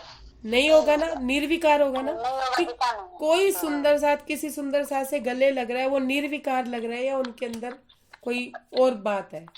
कि वैसे तो हाथ पकड़ नहीं सकते, सुंदर साथ के भाव से उन्होंने हाथ पकड़ लिया। तो जो निर्विकार होगा उसका हर तरह, हर किसी के साथ एक ही जैसा व्यवहार होगा। और ऐसे नहीं कि अकेले में तो वो उसको किसी और शब्दों का प्रयोग कर रहा है, और 4 जनों की भीड़ में किसी और शब्दों का प्रयोग कर रहा है, ऐसे नहीं होगा। अब जब उसने अकेले में जो शब्द कहे हैं, वो सबके सामने भी वही शब्द कहेगा। क्यों? क्योंकि उसको ना तो उससे कोई स्वार्थ है, ना उसका कोई प्रेम स्वार्थ का है, तो उसको काहे का डर है? सत्य को काहे का डर होता है? समझिएगा बात को। एकांत में अलग बात और सबके सामने अलग बात, एकांत में अलग व्यवहार और सबके सामने अलग व्यवहार, ऐसा नहीं होगा सुंदर साथ जी, ऐसा कभी भी नहीं होगा। क्यों? क्योंकि डरने की कोई बात नहीं होती। जब मन में सत होता है, सत की राह में होते हैं, निर्विकार होता है, निस्वार्थ होता है, तो क्या डरना है? मत डरना, नहीं अगर डरना। अकेले में डांट पड़ी, अगर आपसे कोई निस्वार्थ प्रेम कर रहा है और उसने आपको अकेले में डांट दिया, और उसने सबके सामने भी आपको डांट दिया, तो आपको क्या लगेगा? इनको मेरे से स्वार्थ नहीं है। अब है ना वो वही बात कि सबके सामने तो डांट पड़ गई, तो हमें लगा इन्होंने हमें डांट दिया, इन्होंने हमारी इज्जत ही नहीं करी, मारो काले कुत्ते को। अगर जो सदगुरु अकेले में डांट रहा है, वो सबके सामने भी डांट रहा है, एक ही जैसी परिस्थिति है, तो समझिए ना कि उसका कोई स्वार्थ नहीं है। हाँ, समझिए बात को।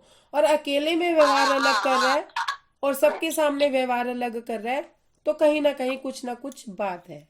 सुंदर साथ जी इस बात को समझिएगा। महाराज जी ये बात हमें समझाना चाहते हैं, नहीं तो दीदी, हाँ जी, हाँ जी प्रभा दीदी। वंदना दीदी, यानी अभी जैसे आपने कहा कि काले कुत्ते को मारो, मतलब मुझे ये चीज नहीं समझ में आया। जैसे अभी आपने जो थोड़ा सा पॉइंट समझाया, इसको फिर से मुझे समझा। ये बीतक का प्रसंग है, मुझे नाम नहीं याद आ रहा है, मेरी बुद्धि थोड़ी छोटी है। तो उन्होंने भैरव ठक्कर थे शायद, कौन था? चिंतामणि जी का था। चिंतामणि जी। नहीं नहीं, चिंता जब श्री जी ने, वो कबीरपंथी थे, का प्रसंग। तो चिंतामणि जी कबीरपंथी थे, उनके उनके चेलों के आगे ही श्री जी ने उनको डांट दिया था। तो वो ये क्या कहने लगे कि मेरे घर में आके मेरे को ही डांट रहे हैं मेरे चेलों के सामने। तो अकेले में जाके श्री जी को क्या कहते हैं कि मेरे चेलों के सामने मुझे मत डांटना, आपको मुझे डांटना है तो मुझे अकेले में डांटना। और श्री जी को तो उनसे स्वार्थ नहीं था, लेकिन वो पहचान गए थे कि वो परम धाम की आत्मा है, तो इस वजह से उनको डांट पड़ रही थी।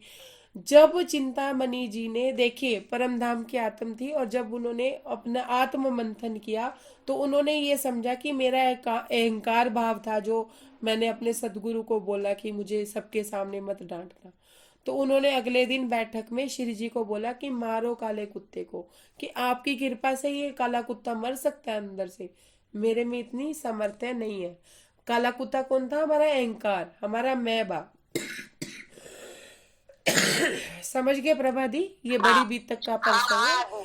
जी, समझ गई। अब सुंदर साथ जी, नहीं तो देखा जाए, अगर एक शिष्य अपूर्ण गुरु से मिला हुआ है, उसका गुरु भी पूर्ण नहीं है, तो गुरु और शिष्य में क्या वो होता है कि शिष्य गुरु के चरणों में पड़ा रहता है, शिष्य गुरु की सेवा करता है, शिष्य गुरु के कपड़े धोता है, या हर तरह से उसको रिझाने की कोशिश करता है या नहीं करता है? हाँ या ना में जवाब दीजिए। यहाँ तो उल्टा सिस्टम, यहाँ पे तो उल्टा सिस्टम हो रहा है कि महाराज जी के लिए दादा गुरु महाराज फूल ला रहे हैं, कभी कुछ बना के ला रहे हैं, सुबह उनसे मिलने आ रहे हैं। ये तो उल्टा व्यवहार कैसे हो गया? बताइए कैसे हो गया? उसने पहचान ली थी ना उसकी आत्मा। नहीं, हमारे जो हाँ, जो पूर्ण गुरु होते हैं उन्होंने पहचान लिया ना उनको कि ये कौन है, तो उनको ये आराम। तो बात तो के अंदर बैठे दोनों ये किए। तो अब हम पूर्ण गुरु के पास ही नहीं गए, हम पूर्ण गुरु के पास गए, वो हमारी आत्म पहचान लेंगे। हाँ, तो फिर हम कितनी मर्जी लल्लो पच्चो कर ले उनकी, हम कहीं पहुंच पाएंगे? नहीं पहुंच पाएंगे, पूर्ण गुरु के पास ही पहुंचेंगे ना। कि हम नहीं पहुंच पाएंगे। हम एक पूर्ण गुरु की पहचान कैसे करोगे? आप दृष्टा बन के करोगे ना, दृष्टा बनोगे ना। माया में जब अपने सगे संगी जो ऐसे लगते थे कि ये नहीं आएगा तो मेरी जान निकल जाएगी, ये मुझसे बात नहीं करेगा, आधा घंटा कोई बात नहीं करता था, तो उलझने हो जाती थी। 10 मिनट कोई लेट आता था तो उलझने पैदा हो जाती थी। उन लोगों के संबंधों को भी आपने दृष्टा बन के देखा तो आपको कहीं भी नजर नहीं आया। ऐसे ही 12,000 के परिवार में भी आपको सुंदर साथ में दृष्टा बन के देखना पड़ेगा कि कहाँ निर्विकार और निस्वार्थ प्रेम है। सुंदर साथ जी, सतगुरु को भी देखना पड़ेगा, पूर्ण है या हम अपूर्ण की शरण में चले गए तो जन्म तो हमारा ही खराब होगा ना, उसका तो होगा ही होगा। महाराज जी भी तो आश्रम संभाल सकते थे ना, अपूर्ण थे। महाराज जी कहते मैं पूर्ण था ही नहीं, मैं तो अपूर्ण था, मैं कैसे आश्रम संभाल सकता था? ये तो छोटी आग बुझा के मोटी आग लगाने का कोई फायदा नहीं है सुंदर साथ जी, फिर तो अपनी छोटी आग में पड़े रहिए। मुझे किसी सुंदर साथ ने बोला, मैंने ऐसी बात की उनसे, मैंने उनसे कहा कि पता नहीं क्यों मेरे मन में ऐसे भाव आ रहे हैं कि मुझे ये बीतक ना बस एक टेम्परेरी पढ़ के, स्टोरी की तरह पढ़ के और उसे कंप्लीट करके अब मुझे विराम ले लेना चाहिए, मुझे अपने लिए चलना चाहिए। तो उन्होंने मेरे से कहा, जब तुम्हारे हृदय में महाराज जी विराजमान है, तुम ये मानती नहीं हो कि तुम बीतक कर रही हो, तुम ये कहती हो महाराज जी बीतक कर रहे हैं, तो तुम्हें फिर किस बात का डर है? अगर तुम्हें सत्य बोलने से डर लगता है, किसी से भी डर लगता है, तो तुम्हें क्या करना चाहिए? तुम्हें ये महाराज जी की बीतक समझानी नहीं चाहिए। तुम अपने 4 परिवार के सदस्य में अपनी मशीन चलाओ, घर चलाओ और अच्छे से आराम से अपना जीवन व्यतीत करो। तुम्हें कोई जरूरत नहीं है महाराज जी की बीतक पढ़ने की। और अगर वाकई में तुम महाराज जी की सेवा करना चाहती हो, वाकई में ही महाराज जी की नौकरी करना चाहती हो, वाकई में ही अपना जो फल अदा करना चाहती हो, उनके होने का, उनके शिष्य होने का फल अदा करना चाहती हो, या उन्हें गुरु दक्षिणा देनी चाहती हो, तो तुम्हें ये बीतक बातूनी भेद के साथ ही करनी पड़ेगी, किसी से ना डरते हुए। प्रणाम सुंदर साहब जी। प्रणाम जी। मैं रिकॉर्डिंग चेंज करती हूँ ना, फिर मैं प्रणाम जी बोलती हूँ सबके लिए भी। तो फिर मैंने महाराज जी से बोला, मैंने कहा महाराज जी, मैंने महाराज जी से बात की, मैंने कहा महाराज जी आप मुझे सुंदर साथ के अंदर बैठ के आदेश दीजिएगा। अगर सुंदर साथ में दीदी आप म्यूट कर लीजिए, 1 के नाम से हैं जो, म्यूट कर लीजिए, नहीं तो को होस्ट म्यूट कर दीजिए इनको। तो महाराज जी क्या कहते हैं, मैंने उनसे कहा, मैंने कहा आप सुंदर साथ के अंदर बैठ के आप मुझे जो आदेश देंगे मैं वही आदेश आपका स्वीकार कर लूंगी। फिर मैंने सुंदर साथ जी से पूछा कि बीतक यूं ही कर दी जाए या बातूनी भेदों के साथ की जाए। सबने एक ही स्वर में एक ही बात बोली कि नहीं, बातूनी भेदों के साथ बीतक करनी है। तो ये बीतक मैं बातूनी भेदों के साथ कर रही हूँ सुंदर साथ जी, ये उनकी आज्ञा से, आप लोगों की आज्ञा से। नहीं तो इनकी स्टोरी इतनी सुंदर है, ये स्टोरी जो महाराज जी ने जैसे लिखवाई है, प्रताप सिंह जी ने जैसे लिखी है, जैसे उनको उन्होंने शब्दों में पिरोया है, ये स्टोरी भी अगर हम पढ़ते चले जाएं तो हमारा आनंद बनता चला जाता है। बातूनी भेद अगर हम ना भी करें तो बनता है ना, स्टोरी आगे बढ़ने का मन करता है, लेकिन पीछे बातूनी भेद छूट जाते हैं। तो इसलिए इसे बातूनी भेदों के साथ किया जा रहा है। सुंदर सा जी, ये महाराज जी की इच्छा समझ गई, आप लोगों हमारी की बातों इच्छा। निवेदों के साथ से सुनना है। हाँ जी, स्टोरी की तरह तो आप पहले भी 2 बार सुन चुके हैं। और महाराज जी क्या कहते हैं कि जब उन्होंने मेरी पूर्ण पहचान कर ली, महाराज जी ने उनकी पूर्ण पहचान कर ली कि वो किसी योगावस्था में थे, और वो कोस्ट ही खोल पाए, जैसे आप खोल लीजिएगा बाकी कंप्यूटर कीजिएगा, जो कोस्ट है वो खोल पाएगा, हाँ जी, जिसको बोलना है राइज कर देगा। नहीं, जिसने अनम्यूट करना है वो अनम्यूट कह के अब करके अपनी बात कह दे, वो ऐसा कर दीजिए व्यवस्था। लेकिन उनका परमानेंट ही म्यूट कर दीजिए, क्योंकि उनको पता ही नहीं है कि वो कहाँ बैठी हैं, क्या कर रही हैं। वो पता नहीं, एक अजीब सी मस्ती होती है ना इधर की। पूजा कर रही था दीदी, आप पूरा पूजा कर रही दीदी। दीदी आप रंजना जी आप शुरू कीजिए। हाँ, अब बात आप टूट जाती है ना। आवाज वो लय भी टूट जाती है, कहाँ ध्यान और कहाँ वो, एक बार कहने वाला चला जाता है फिर दोबारा बुलाना पड़ता है। आइए महाराज जी, पीछे बैठे, आ जाइए आप आगे, अब आप बोलिए। अब महाराज जी क्या कहते हैं कि जब उन्होंने मेरा पूर्ण परिचय ले ही लिया था, अंदर से उनको परिचय हो गया था, तो महाराज जी, दादा गुरु महाराज जी ये बात समझ गए थे कि अब महाराज जी का यहाँ रुकना सही नहीं है। क्यों? क्योंकि अब लोग उन्हें परेशान करेंगे। क्यों? क्योंकि एक चमत्कार हुआ था ना, मरा हुआ बंदा जिंदा हुआ था लोगों के लिए। तो महाराज जी कहीं गए नहीं थे, चोला उन्होंने छोड़ा नहीं था, लेकिन लोगों को तो यही लगा था ना कि चमत्कार हुआ।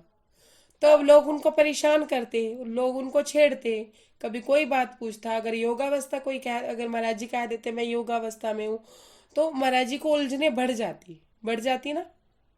अब जिस जगह पे बच्चे को उलझने बढ़ेंगी, माँ वहां भेजेगी। मान लीजिए बच्चे को कोई चीज किसी के घर देने भेजा जा रहा है, और माँ को पता है कि उसने 10 सवाल करने हैं, माँ क्या कहेगी, भाई तू बाहर की बाहर ही दे के आ जाना, ज्यादा बात नहीं करनी। और अगर फिर भी उसको पता है कि वो उलझ जाएगा वहां जाके आधा पौना घंटा, फिर वो अपने काम पे नहीं जा पाएगा, माँ क्या कहेगी, मैं खुद कर लूंगी इस काम को, तू अपना ऑफिस चला जा। यही होगा ना सुंदर सा जी। अब महाराज जी की परिस्थिति दादा गुरु महाराज समझ गए थे, तो महाराज जी उनको वहां से उठाना चाहते थे। क्या कहते थे कि बड़ी भीड़ उमरी मुड़ी ऊपर, हर कोई सुनना चाहता था। महाराज जी कहते कि हर कोई मेरी अवस्था सुनना चाहता था कि मुझे क्या लग रहा था, क्या नहीं लग रहा था। सुंदर सा जी, इस चीज को महसूस कीजिए कि हर कोई सुनना चाहता था। महाराज जी के पास भीड़ उमड़ रही थी, बाद में भी भीड़ उमड़ती ना जब दादा गुरु महाराज चले जाते। तो दादा गुरु महाराज ने कौन सी जगह चुनी? कौन सी जगह चुनी? सोमेश्वर। सोमेश्वर, सोमेश्वर का शिव मंदिर। शिव मंदिर क्यों? क्योंकि वहां भूत प्रेत रहते थे। ठीक है, वहां कोई जाता नहीं था, वहां कोई महात्मा या कोई पुजारी भी टिकता नहीं था।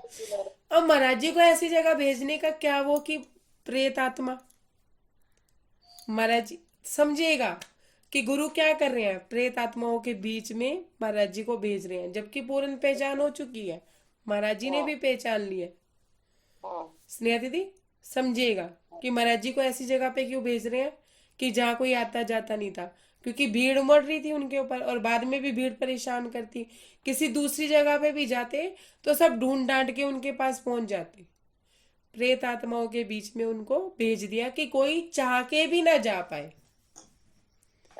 सुंदर साथ जी, पुजारी जी भी नहीं जा सकते थे ना, वहां पर भेज दिया। कोई महात्मा भी टिकता नहीं था, ध्यान करने भी जाता था तो वो वापिस आ जाता था, क्योंकि उसकी वो परिस्थिति नहीं थी। जो परिस्थिति किसकी थी? महाराज जी की। महाराज जी की। अब इसमें 2 बातूनी भेद है। पहला बातूनी भेद, जिस रूह में जो गुण होगा सदगुरु पहचान लेंगे, उस गुण का प्रयोग करेंगे ना, करेंगे, उसी के हिसाब से सेवा दी जाएगी। हाँ। समझ रहे हो मेरी बात?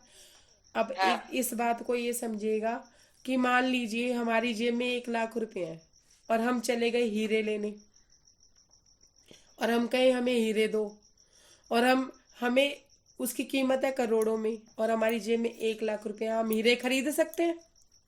नहीं खरीद सकते। क्यों? हमारी पात्रता नहीं है, हमारी नहीं खरीद सकते। गुंजाइश नहीं है। तो हमें क्या करना पड़ेगा? सोने के व्यापारी के पास आना पड़ेगा और अपने बजट में चीज लेनी पड़ेगी। हाँ, समझ आ लेनी गई? पड़ेगी। ये है गुण। महाराज जी में क्या गुण था? वो विदेही हो चुके थे।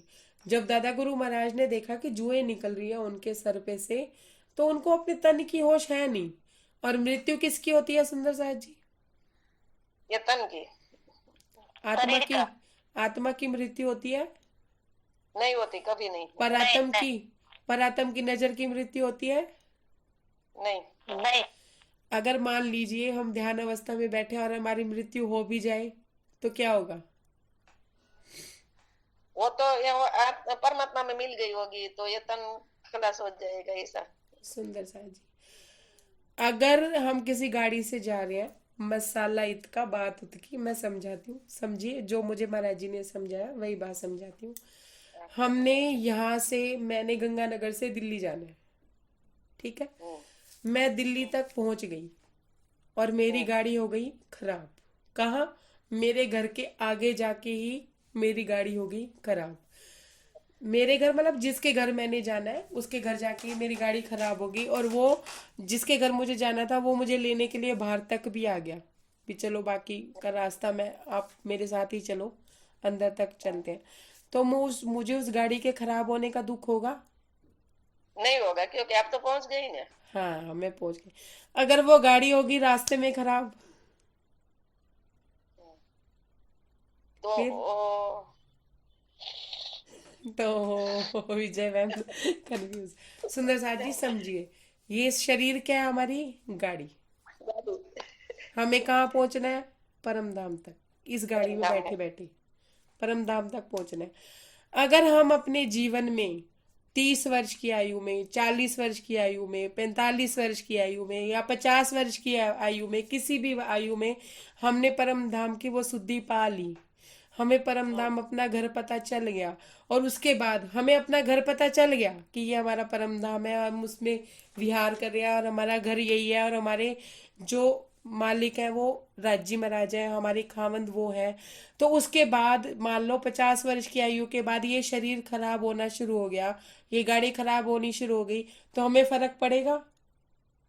शरीर को कुछ नहीं फर्क पड़ेगा? हमें तो यह छूटता है तो छूटे, होता है तो हम अपने आनंद में, क्योंकि ये हमें अपना हाँ, घर पता है, हमें अपनी मंजिल पता है, हमें हमारी मंजिल वाला लेने आ रहा है।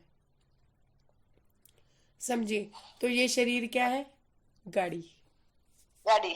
और हमारी मंजिल क्या है? राज्य। हमें जीते जी, तो तभी तो अमित जी बार बार कहते हैं ना कि उसके साथ संबंध स्थापित किया है, दुनिया के साथ संबंध स्थापित किया है कि बुढ़ापे में मेरा बेटा मेरी सेवा करेगा, मेरी बहू मेरी सेवा करेगी। अगर उससे संबंध स्थापित हो जाता, अगर 40 वर्ष की आयु में जब शरीर खराब होना शुरू हुआ, बुढ़ापा होना शुरू हुआ, भले ही बुढ़ापा हो, शरीर को दर्द हो रहा है, लेकिन हम आनंद में, हमें पता ही नहीं चल रहा, हमें अपना घर दिख गया परम धाम। तो अमित जी क्या कहते हैं कि उससे संबंध रखो ना, उससे नाता रखो, इस गाड़ी के खराब होने का भी पता नहीं चलेगा। चले ना चले ये गाड़ी हमारा क्या लेती है, हमारी तो सुरता वहां है। हाँ, अब महाराज जी की सुरता कहाँ थी? अपने प्रेम तत्व में थी। उनके शरीर का तो उनको पता ही नहीं था ना, शरीर की तो उनको सुध नहीं थी। मेरी बात समझ आ नहीं। गई? हाँ, ये बात समझ आ गई कि महाराज जी को उन्होंने सोमेश्वर मंदिर क्यों भेजा? गुरु भी ऐसे थोड़ी ना भेज देगा जाओ प्रेत आत्माओं में, जब तक वो हाँ, आत्म स्वरूप नहीं हो जाएंगे तब तक थोड़े ना। अब महाराज जी को भी राज्य कब मिले हैं? जब वो विदेही हो चुके हैं। तो उनको सोमेश्वर मंदिर में प्रेत आत्माएं किसका नुकसान करेंगी? तन का नुकसान करेंगी, आत्मा का थोड़ी ना नुकसान कर लेंगी। नहीं करेंगे। समझ आ रही है बात? तो महाराज जी को उन्होंने सोमेश्वर भेज दिया, इसलिए भेज दिया कि वो एकांत में रहते, और जो देह वाले हैं जिनको अपने अभी डर है माया का, या यूं कह लो कि डर है प्रेत आत्माओं से, वो जाएंगे उनसे महाराज जी से मिलने। अगर महाराज जी को किसी और स्थान पे बिठा देते तो कैसे भीड़ उमड़ती उनके ऊपर, तो वो परेशान ना हाँ, हो जाते। तो हाँ, परेशान। अब महाराज जी को भी समझ आ गया कि अब मेरी केयर करने वाला स्थूल रूप में भी आ गया। पहले तो सूक्ष्म रूप हाँ, में कर रहे थे उनकी केयर, कोई आके हाँ, महात्मा उनको उठा जाता था, कर जाता था। जब महाराज जी को उन्होंने सोमेश्वर मंदिर जाने के लिए कहा, तो वहां के जो लोग थे, जो सज्जन लोग थे, उन्होंने बोला कि आप क्यों इन्हें भेज रहे हो, वहां पे तो प्रेत आत्माएं हैं। तो महाराज जी क्या बोलते हैं, दादा गुरु महाराज क्या बोलते हैं, जिनकी रक्षा वे खुद करे उन्हें कभी कुछ नहीं होगा। जिसकी रक्षा करने वाले वो खुद हैं, उनको क्या होना है भला, कुछ मरने नहीं वाले होगा। ही मरते हैं, उन्हीं को सब कुछ होता है। जो मरने वाला होता है ना वही मरता है, उन्हें होता भी सब कुछ वही है। सुंदर सा, हाँ मेरी बात समझ आ रही है? मैं इसे थोड़ा हाँ गहराई में, इसके पीछे का जो प्रसंग है वो समझा दिया कि महाराज दादा गुरु महाराज ने महाराज जी को सोमेश्वर में क्यों भेजा, क्योंकि वो विदेही हो चुके थे, वो आत्म स्वरूप में हो चुके थे, उन्हें कोई फर्क नहीं पड़ता था, और उन्हें भीड़ भाड़ से बचाने के लिए महाराज जी ने उनको वहां भेजा।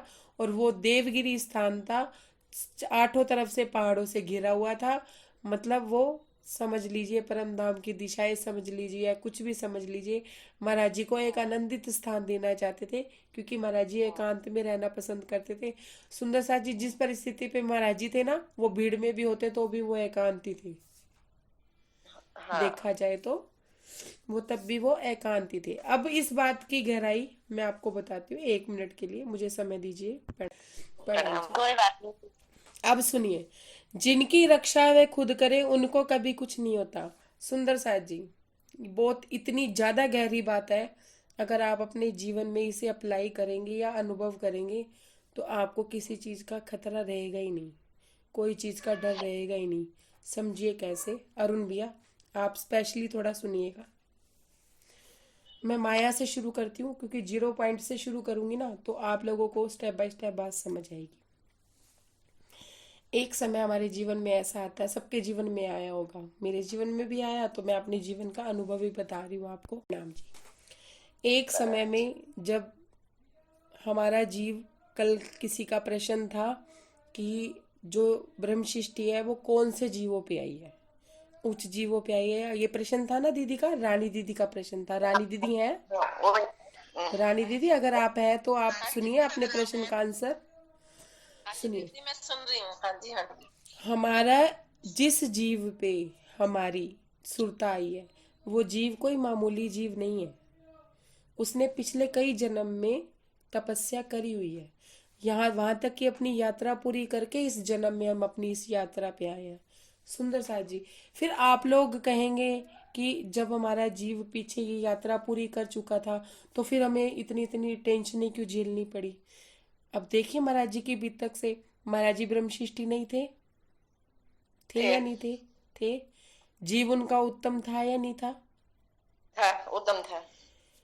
एक मानुष तन में जन्म लेने के बाद हम कितनी योनियां भोग के आते हैं, आते हैं। उसमें जो हमारे कर्म किए होते हैं, या हमने जो कर्म जाने अनजाने कर लिए होते हैं, या बचपन में हमने जो जाने अनजाने किए होते हैं, वो हमें भुगतने पड़ते हैं। भुगतना पड़ता भुगतने है। कब तक भुगतने पड़ते हैं सुंदर साथ जी? जब तक हम राज्य की शरण नहीं ले लेते। पहचान नहीं हुई थी राज्य की तब तक। जब हम उनकी शरण में आ जाते हैं तब प्रभु की कृपा से हो जाता है सब कुछ, राज्य की कृपा से हो जाता है। राज्य भी उस जीव के कर्मों को काटने के लिए आराम से बैठ के देखते हैं कि वो जीव कैसे चल रहा है, उसकी चलनी, उसकी रहनी, उसकी करनी सब देखी जाती है। उसके बाद राज्य उस जीव को चुन लेते हैं, समझी। उस जीव को चुनने के बाद अपनी सुरता उस पे बिठाते हैं, फिर उसको मांजते हैं, उसको चमकाते हैं, आप कुछ भी समझ के कि उस जीव को पाक पवित्र करते हैं। फिर उसके बाद उस समय में वही बात है, झोपड़ी में पड़ी लकड़ियों को 2 साल में विसर्जित करो या 200 साल में, वो हमारी रहने के ऊपर बात होती है, चाहना के ऊपर बात होती है। सुंदर साथ जी, मुझे ऐसा लगता है, मैं जो अपनी बीतक से बताती हूँ आपको, कि महाराज जी आराम से, राज्य आराम से बैठ के हमें देख रहे होते हैं, और माया राज्य को कहती है, देखो आप, ये मैं इसको नचा रही हूँ, ये मेरे नाचे नचेगी और मेरे नाचे ही हंसेगी, मेरे नचाने से मतलब मेरे इशारे पे चलेगी, टन टन टन। अगर माया में अच्छा मिल गया तो नाच लेगी, माया में बुरा मिला तो रो लेगी, ठीक है। खुशी में खुश हो लेगी, गम में रो लेगी, दाढ़े भी मार लेगी, चीख भी लेगी, चिल्ला भी लेगी। सुंदर साथ जी, अब जो परिस्थिति जिन सुंदर साथ की ये है कि वो माया में पड़े रहना चाहते हैं, माया के इशारों पे नाचते हैं, नाचना चाहते हैं, और राज्य की चाहना भी कर रहे हैं, लेकिन माया में ही पड़े रहना चाहते हैं और माया के इशारों पे ही चलना चाहते हैं। उन्हें तो कुछ करने की जरूरत ही नहीं है। उन्हें तो मतलब अब मान लो आप हमने स्कूल में एडमिशन ले लिया 10th क्लास में। अब हमें अगर हमें 10th को टॉप करना है तो हमें कुछ करना पड़ेगा ना, पढ़ाई करनी पड़ेगी। करना और अगर हमें मेहनत टॉप कर करना ही नहीं, बस हमने एडमिशन लेना था, ले लिया, पापा ने कहा, मम्मी ने फोर्स किया 10th कर लो, एडमिशन ले लिया, अगर उसे फेल ही होना है तो उसे कुछ करने की जरूरत है? नहीं, फेल मौज फेल मस्ती होना है ना तो उसकी, मौज मस्ती करता रहे, चल कुछ करना ही नहीं, मुझे पास होना ही नहीं। जिसने तो पास नहीं होना वो तो माया के इशारे पे नाचता रहे, माया में खुशी तो खुश हो ले, माया में गम तो वो रो ले, उसके लिए तो कुछ है ही नहीं। अब हाँ, जो कुछ नहीं। माया में पड़े ही नहीं रहना चाहते और वो चाहते हैं हमें एक्चुअल में राजी चाहिए, जिसने अपने मन को साध लिया, वो क्या करेंगे? राजी कहते हैं मैं भी अपनी रूह को देखता हूँ, माया में दुख आया, रूह रो रही है। माया भी राजी को कह रही है देख मेरे इशारे पे नाच रही है, मैंने इसको रुलाया, ये रो रही है। मैंने इसको थोड़ा सा धन, जब मैं इसके पास चली गई माया, मैंने इसको दे दी तो ये नाच रही है, देख पार्टियां कर रही है, देख दारू की पार्टी चल रही है। कुछ नहीं, कुछ नहीं, कुछ नहीं चल रहा है। तो क्या कह रहे हैं कि 4 दिन से इसने खाना नहीं खाया था, आज 500 रुपये इसकी जेब में आ गए, तो क्या कह रही है, चल आज अच्छा सा खाना खाते हैं, पार्टी होगी। होगी। भाई बात को समझिए, महाराज जी ने 4 दिन खाना नहीं खाया था, 5 रुपए उनको मिले थे। जब वो किसी टापू पे फंस गए थे और बाहर देश जाने लगे थे, तो अफसर ने 5 रुपए दिए थे। महाराज जी ने कहीं जाके 5 रुपए का अच्छा खाना खाया था ना, महाराज जी ने अपने वही चने चापे थे। रूह की रहनी क्या होगी? पैसा है नहीं है हमारी लिए पार्टी क्या है, तूने इश्क भरी नजर डाली हमारी पार्टी होगी। ये तो रही है माया नच्चा और हम रहे हैं नाच, समझ लीजिए। अब इसे ऐसे भी एक बात तो ये समझ ली, ये तो आध्यात्मिकता के तौर पे समझ लीजिए। अब जरा इस बात को मसाला इत का बात उठ की, पति जब पैसे लाके गड्डी रख रहा है पत्नी के आगे, पैसे लाके दे रहा है रोज की रोज, तो पत्नी रोज गले लग के उससे प्यार कर रही है। 4 दिन पति पैसे नहीं लाया, 5वें दिन पत्नी भय भय कर रही है कि तुम लाए नहीं, मैं खर्चा कहाँ से चलाऊं, ये कहाँ से करूँगा, तो वो पति के मन पे चढ़ जाएगी, चढ़ जाएगी। चढ़ जाएगी।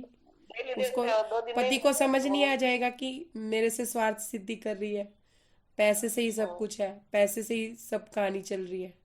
सुंदर साथ जी, मुझे महाराज जी ने ये बात समझाई, जब हम विरह में रोते हैं ना तो क्या होता है कि माया में दुखी होते हैं तो राज्य के लिए विरह में रोते हैं, और माया में सुखी होते हैं तो राज्य के साथ नाच लेते हैं। तो राज्य मुझे कहते हैं तू मेरे मेरे प्यारे में कहाँ रो रही है, तू मेरे इश्क में कहाँ रो रही है, मैं तेरे पास हूँ, तू इस बात को तो महसूस ही नहीं कर रही है। पति तेरे पास है और तेरे पास पैसा नहीं है, या किसी ने तेरे पैसे मार लिए, या किसी ने तेरे पैसे खराब कर दिए, कुछ कर दिया, तुझे सिलाई नहीं दी, तो तुझे रोना आ रहा है? अरे तेरे पास इतना बड़ा धन है और तू रो रही है क्यों? माया के लिए। तो अभी तो तू माया में ही फंसी हुई है। उल्टा करिए, उल्टा करिए। कैसे करिए? माया में दुख है तो राज्य के लिए हंसी। राज्य अरे आप हो ना मेरे साथ, छोड़, अरे माया क्या करती है, भाड़ में जाए। अरे मेरी पत्नी मुझे इतना गंदा गंदा कहेगी, अरे कहने दे ना, तू है ना मेरे पास।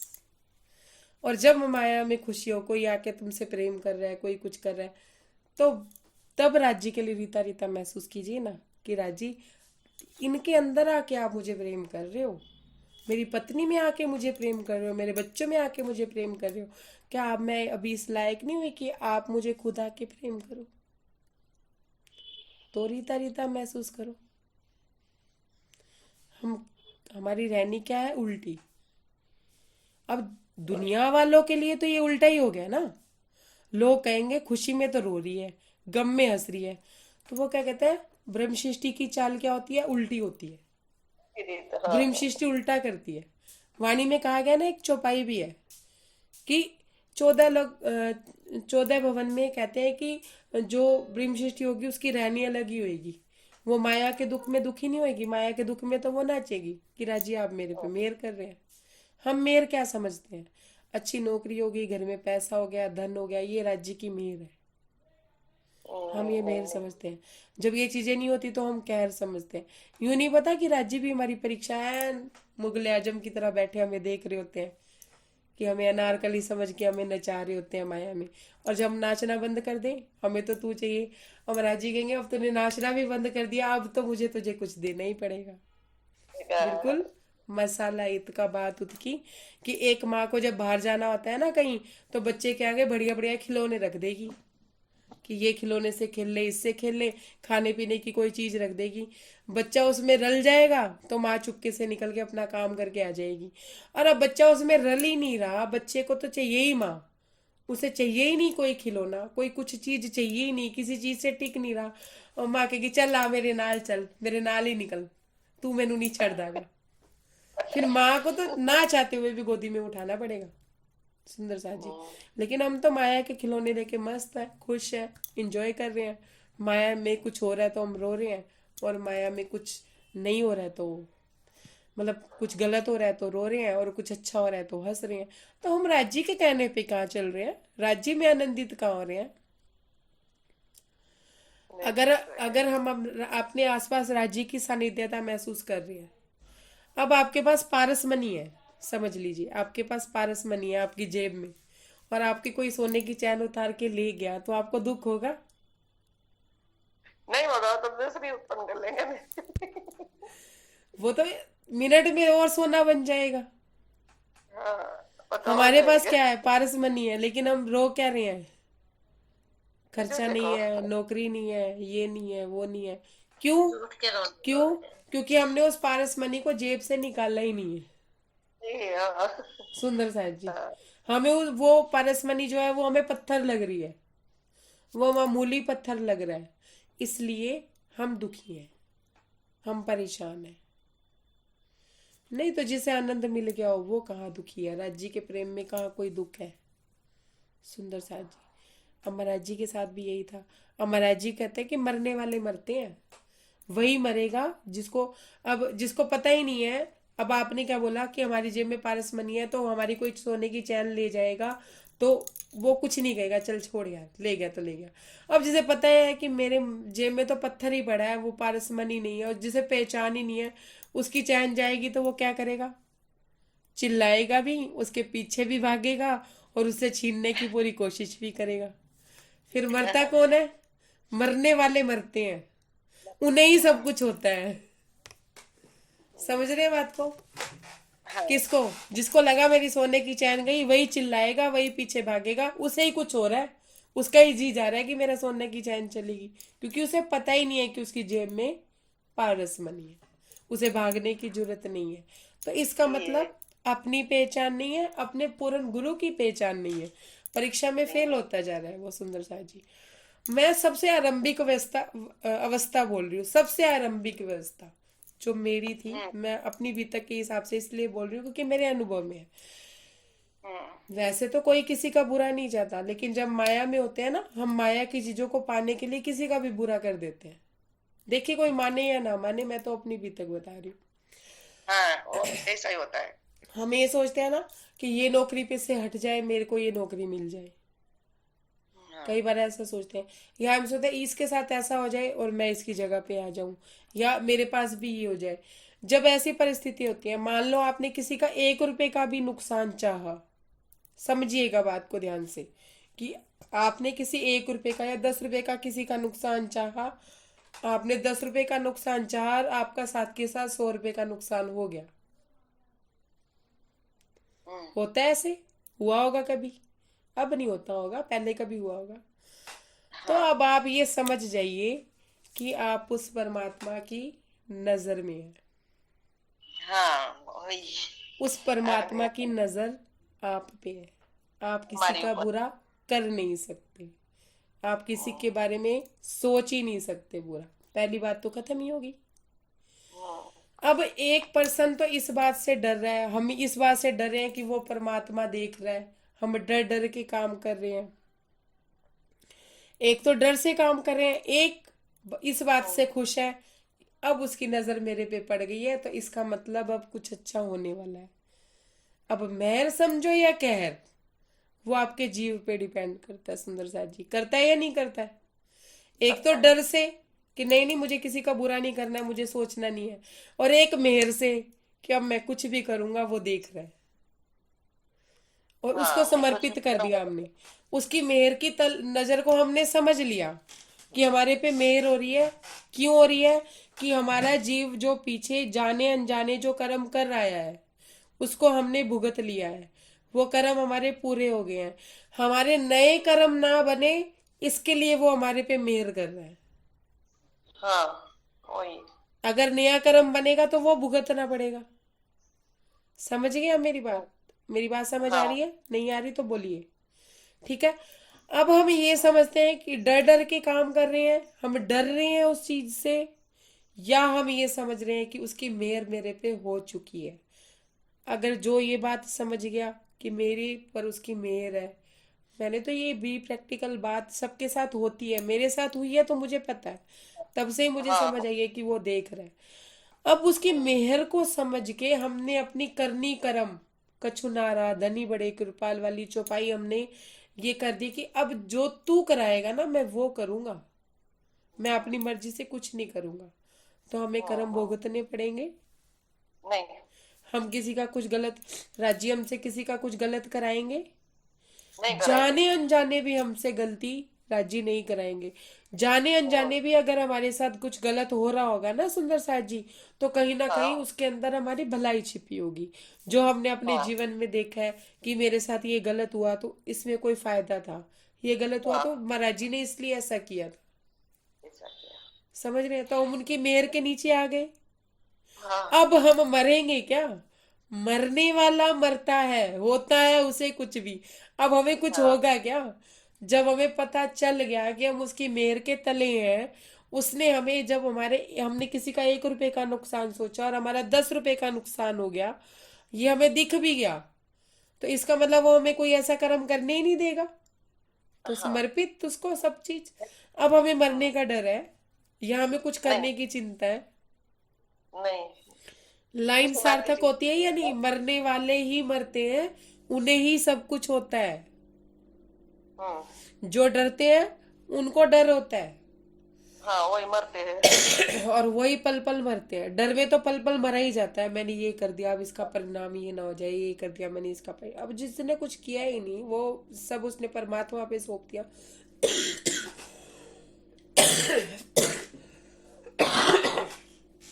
फिर डर काहे का सुंदर साथ जी? किसका नहीं। लाइन समझ आ गई? हाँ अब पहली लाइन समझ लीजिए, दूसरी लाइन मैंने पहले इसलिए समझाई कि मेर समझ आनी चाहिए राज्य की। जिनकी रक्षा वो खुद करे उन्हें कभी कुछ होता है। अब जब हमें पता चल गया कि हम उसकी मेहर की नजरों के तले हैं और हमारा कोई कुछ बिगाड़ ही नहीं सकता, अब उस जो हमारी रक्षा कर रहा है उसके होते हुए हमारा माया में कोई कुछ बिगाड़ सकता है? कोई नहीं बिगड़ सकता। अबे माया की छोड़िए, अब धर्म में कोई बिगाड़ सकता है? कोई नहीं बिगड़ सकता। राजी दृष्टा बन के दिखा नहीं देंगे कि देख, दिखाई। जहां तू जा रही है वो पूर्ण नहीं है, जहां तू प्रेम कर रही है वो सुंदर साथ तेरे से स्वार्थ सिद्धि कर रहा है, दिखा नहीं देंगे? जब जीवन में सुंदर साथ जी बात को समझिएगा, किसी भी रूप में आके आपको आपको बात समझाई जाएगी, चाहे वो खुद आके समझाए चाहे वो प्रैक्टिकल। जब हम माया से अलग नहीं हो रहे थे तो हमें प्रैक्टिकल कर करके महाराज जी दिखा रहे थे ना, दिखा रहे थे। राज्य दिखा रहे थे ना कि ये प्रैक्टिकल देख, ये प्रैक्टिकल देख। आप लोगों ने सबने हाँ अपने जीवन में अनुभव किया। तो हाँ जी। राज्य में भी वो आध्यात्मिकता में भी प्रैक्टिकल करके दिखाएंगे, देख प्रैक्टिकल। आपके हाँ सामने वो चीजें सामने आ जाएंगी जो आप देखना ही नहीं चाहते, पर महाराज जी आपको दिखाएंगे, राज्य आपको दिखाएंगे। क्यों दिखाएंगे? क्योंकि वो उन 12,000 का स्वार्थ भी तो दिखाएंगे ना आपको सुंदर साथ जी। सही है। उस 12,000 की पहचान भी तो कराएंगे। वो अपने हाँ आप से, अगर वो मिलने आ रहा है, वो परमात्मा रोराज जी आपसे मिलने आ रहे हैं, तो आप पूर्ण गुरु के बीच में बैठ के थोड़ी ना मिलने आएंगे। नहीं सदगुरु आएंगे। क्या होते हैं? राजी होते हैं। हम्म, तो वो अपूर्ण के अंदर अपनी बैठक कर लेंगे। नहीं करेंगे। पूर्ण पूर्ण अति होंगे। पूर्ण के अंदर ही बैठक करेंगे सुंदर साथी। अगर हम अपूर्ण के चंगुल में होंगे तो हमें उसकी अपूर्णता दिखा देंगे, हम्म, वो भी प्रैक्टिकल करके दिखाएंगे।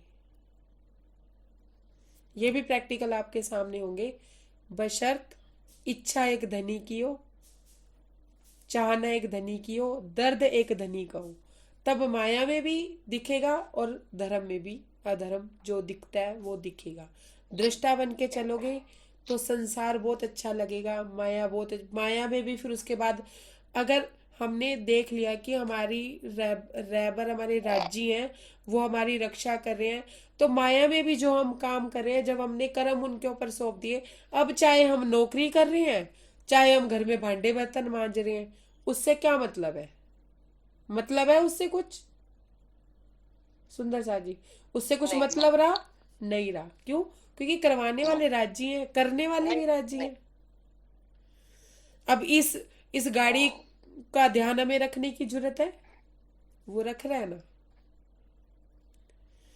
अगर मुझे इतनी खांसी हो वो रही तो है, कल राज्य रात को भी को मुझे देना पड़ता बुखार था, मुझे मतलब 3 दिन से बुखार चढ़ रहा है, सब कुछ हो रहा है, बैठा भी नहीं जाता है कुछ, लेकिन मैं बैठक में बैठती हूँ, मुझे नहीं पता चलता कि मैं 2 घंटे कैसे बैठ जाती हूँ।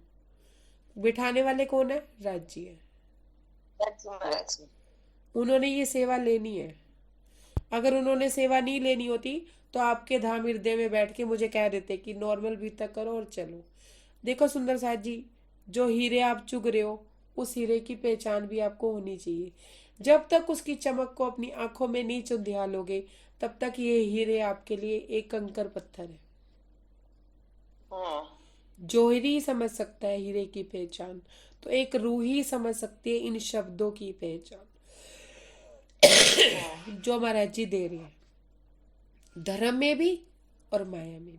क्योंकि हम माया छोड़ चुके हैं, हमने 4 सदस्यों के परिवार की टेंशन छोड़ दी है, अब हमने 12,000 की टेंशन ले रखी है। प्रणाम जी, प्रणाम जी। अब समझ आ रही है कि महाराज जी क्या कहना चाहते हैं कि दृष्टा बनिए सुंदर साथ जी। हम यहाँ रहने आए नहीं है, कल ये बात महाराज जी ने हमें समझा दी थी। संपूर्ण समर्पण है कि मालिक वो है, हम तो सिर्फ एक वर्कर है। हमें सिर्फ इस्तेमाल करने के लिए फैक्ट्री दी गई है, मतलब ये ब्रह्मांड हमें सिर्फ यूज करने के लिए, इंजॉय करने के लिए दिया गया है। हमें मालिक बन के बैठना ही नहीं है। मैंने कल स्टोरी सुनी, मुझे महाराज जी ने सुनवाई। कल मैंने सिकंदर का नाम लिया, तो मैंने महाराज जी से पूछा, मैंने कहा आपने सिकंदर का नाम क्यों लिया? वो तो बहुत बड़ा सिकंदर था, सुना उसने। मैं सिकंदर के बारे में इतना नहीं जानती थी। क्या उसने 17 राज्य जीते थे, ऐसा कुछ मतलब था। मैंने जब सिकंदर का नाम लिया, जब मैंने अपनी बीतक की सुनी, मैंने कहा यार मैंने सिकंदर का नाम मतलब महाराज जी ने मुझे दिलवाया, तो मेरे सामने उसके बाद ही एक स्टोरी आई। क्या स्टोरी आई? कि सिकंदर राज्यों को जीत के जा रहा था, बड़ी अकड़ में, बड़े अहंकार भाव में कि मैंने इतने राज्य जीत लिए, मैंने इतने राज्य जीत लिए। तो आगे ना उनको साधुओं की टोली आती हुई नजर आई। अब साधु जो थे वो सिकंदर का अहम भाव देख रहे थे, उन्हें तो पता ही नहीं था सिकंदर है या कोई भी है। साधु संतों के लिए तो सब बराबर होते हैं, पर उन साधुओं ने ये देख लिया था कि सिकंदर बड़े अहंकार भाव में है, बड़े अहम में है कि वो उसने इतने राज्य जीत लिए, इतनी प्रॉपर्टी जीत ली ऐसा। तो उन साधुओं ने सिकंदर से बात की, तो सिकंदर ने अपनी बात की कि मैंने 17वां राज्य जीता है, मैं 17वां राज्य जीत के आ रहा हूँ और मैं घर जा रहा हूँ, अपने राज्य में जा रहा हूँ। तो एक उसमें से साधु पता है क्या कहता है कि हम तो कंगाल हैं, आपने 17 राज्य जीते हैं, आप तो बहुत धनवान है, हम तो कंगाल हैं। हम ना अपनी इस सुई से ना अपना झोला भी सिल लेते हैं, इस सुई से हम अपने वस्त्र भी सिल लेते हैं। मैं ना आपसे सिर्फ इतनी गुजारिश करता हूँ कि आप इतने धनवान है, ये सुई लीजिए और ये सुई हमें मरने के बाद परलोक में दे दीजिएगा। नेचुरल सी बात है, आपने इतना कुछ जीता है तो आप परलोक मतलब स्वर्ग में ही पहुंचेंगे, और हम परमात्मा की राह में तो हमें लगता है हमने भी कर्म अच्छे किए तो हम स्वर्ग में ही मिलेंगे, तो आप ये सुई हमें वहां पे दे दीजिए। तो सिकंदर उदास हो गया। सिकंदर कहता है ये तो मुझे भी पता है कि यहाँ से सब खाली हाथ आए हैं तो खाली हाथ जाएंगे, मैं आपको ये सुई कैसे दे दूंगा, आप तो कोई दूसरी बात कर रहे हैं। तो साधुओं ने उनसे बोला कि जब तू 17 राज्य जीत के भी सुई नहीं ले जा सकता, तो हम तो निरर्थक होके भी सुई नहीं ले जा पा रहे। तो तेरे में और हमारे में फर्क क्या है? कम से कम हम परमात्मा का नाम भजन तो लेके जा रहे हैं। तब सिकंदर कहता है हाँ, आप तो कि कुछ नहीं ले मैंने सकते। मरते वक्त अपने हाथ बाहर रखवाए कि 17 राज्य जीतने के बाद भी मेरा हाथ खाली गया। और मैं सिकंदर के बारे में इतना नहीं जानती थी, मुकद्दर का सिकंदर ये वो मैंने बातें तो सुनी थी, पर महाराज जी ने जब कल भी तक में बुलवाया तो मैंने फिर जानना चाहता हूँ। महाराज जी ने मेरे आगे ये स्टोरी सुंदर साथी, जो जिस भौतिकता जिस नौकरी के लिए हम भागते फिर रहे हैं या जिस पैसे के लिए हम भागते फिर रहे हैं, जाना तो हमारे साथ कुछ भी नहीं है। अगर फक्कड़ बन के भी फकीर बन के भी हमें राज्य मिल गए तो हमारा जीवन सार्थक हो जाएगा। सुंदर साथी, अपने जेब में रखे उस पारसमणि को पहचानिए और पल पल दुख ये ना लीजिए कि मेरे हाथ में कटोरा है, मेरे पास काम नहीं है, मेरे पास धंधा नहीं है। अरे काश, मैं आज कहती हूँ राज्य से, मैं आज भी महाराज जी से ये बात कहती हूँ कि काश जिन दिनों मैं भूखी रहती थी मैं आपके प्रेम में भूखी रहती, या जिन दिनों मेरे पास धन नहीं था तो मैं धन का गम ना लेके मैं आपका गम लेती, तो इस उम्र तक आप मुझे मिल गए होते। अब इस उम्र में मैं लगी हूं तो पता नहीं अब लास्ट तक आप मिलते हो या मुझे फिर अगला जन्म लेना पड़ता है, कुछ नहीं पता। सखी, हाँ जी, एक मैं अंदर अंदर खा रही हूँ। जब आप सदगुरु की बात करते हो तो ये सत्य रास्ता है, वो परमात्मा के पास पहुंचाने वाले तो सदगुरु ही चाहिए बीच में। तो हमने तो जिनके पास से वो मंत्र लिया है वो 40 साल पहले लिया है, तो धाम में चल गए। तो हम इसी के पास से तो हमें कुछ भी बात नहीं मिली है ये प्रेम की, इश्क की और परमात्मा की। तो मैं तो जो मेरे समझ में आया कि मेरे को राज्य चाहिए, तो मैं बानी और टीका वाली बानी पढ़ती इसमें से जो मुझे मिलता है राज्य करवाते हैं मैं करती हूँ। और आप परमहंस हो गया, उसकी बानी सुन सुन के मेरे को थोड़ा एक ज्ञान आया, मिस पहचान थी मेरे को परमात्मा की कि ये राज्य यहाँ है, यहाँ पर तो कुछ ही नहीं, ये सगे समझे हो तो दुख देने वाले हैं, तो मेरे जाना है तुम्हारे, मैं यहाँ से निकलना है तो कब तक कैसे किसका सहारा लेकर निकलूं। तो हम मैंने तो वाणी को ही सदगुरु समझा है, तो सदगुरु बिना तो यहाँ पहुंच नहीं सकते, तो क्या करूंगी सदगुरु कौन मैं, है? किस सुंदर गुरु साथ मानूंगी जी मैं? बिल्कुल बात सही कह रहे हैं, ये सदगुरु कौन है? हाँ, मैंने तो कोई वाणी को बताए? सदगुरु जब मैं 2 महीने वाणी पढ़ती एक चौपाई आई थी, ना सीखे सिखाए न सोहबत है, न सीखे सिखाए न सोहबत है। ये चौपाई तो पूरी 2 चरण तो नहीं बोल सकती हूँ। वो चौपाई मैंने पढ़ी तो मैंने बोला कि यही वाणी है ना, यही मेरा गुरु है, यही मेरा सदगुरु बताए कसम। हाँ, उसके सहारे में ये जो थोड़ा सा मुझे पता चला ना कि परम धाम की राह क्या है, तो मैं किसके गुरु सच्चा मानूं। आप गुरु सदगुरु का वो बोलते हैं ना सदगुरु सदगुरु, तो मैंने ऐसा होता है कि मैं किसको गुरु चाहूँ ऐसा। आप लोगों को मैं एक प्रश्न देती हूँ, आपके प्रश्न पे विजय बहन, मैंने भी इस चीज़ को बहुत नोटिस किया है। दृष्टा बन के जब मैंने धर्म में देखा ना, मैं बहुत फंसी गुरुओं के चक्कर में।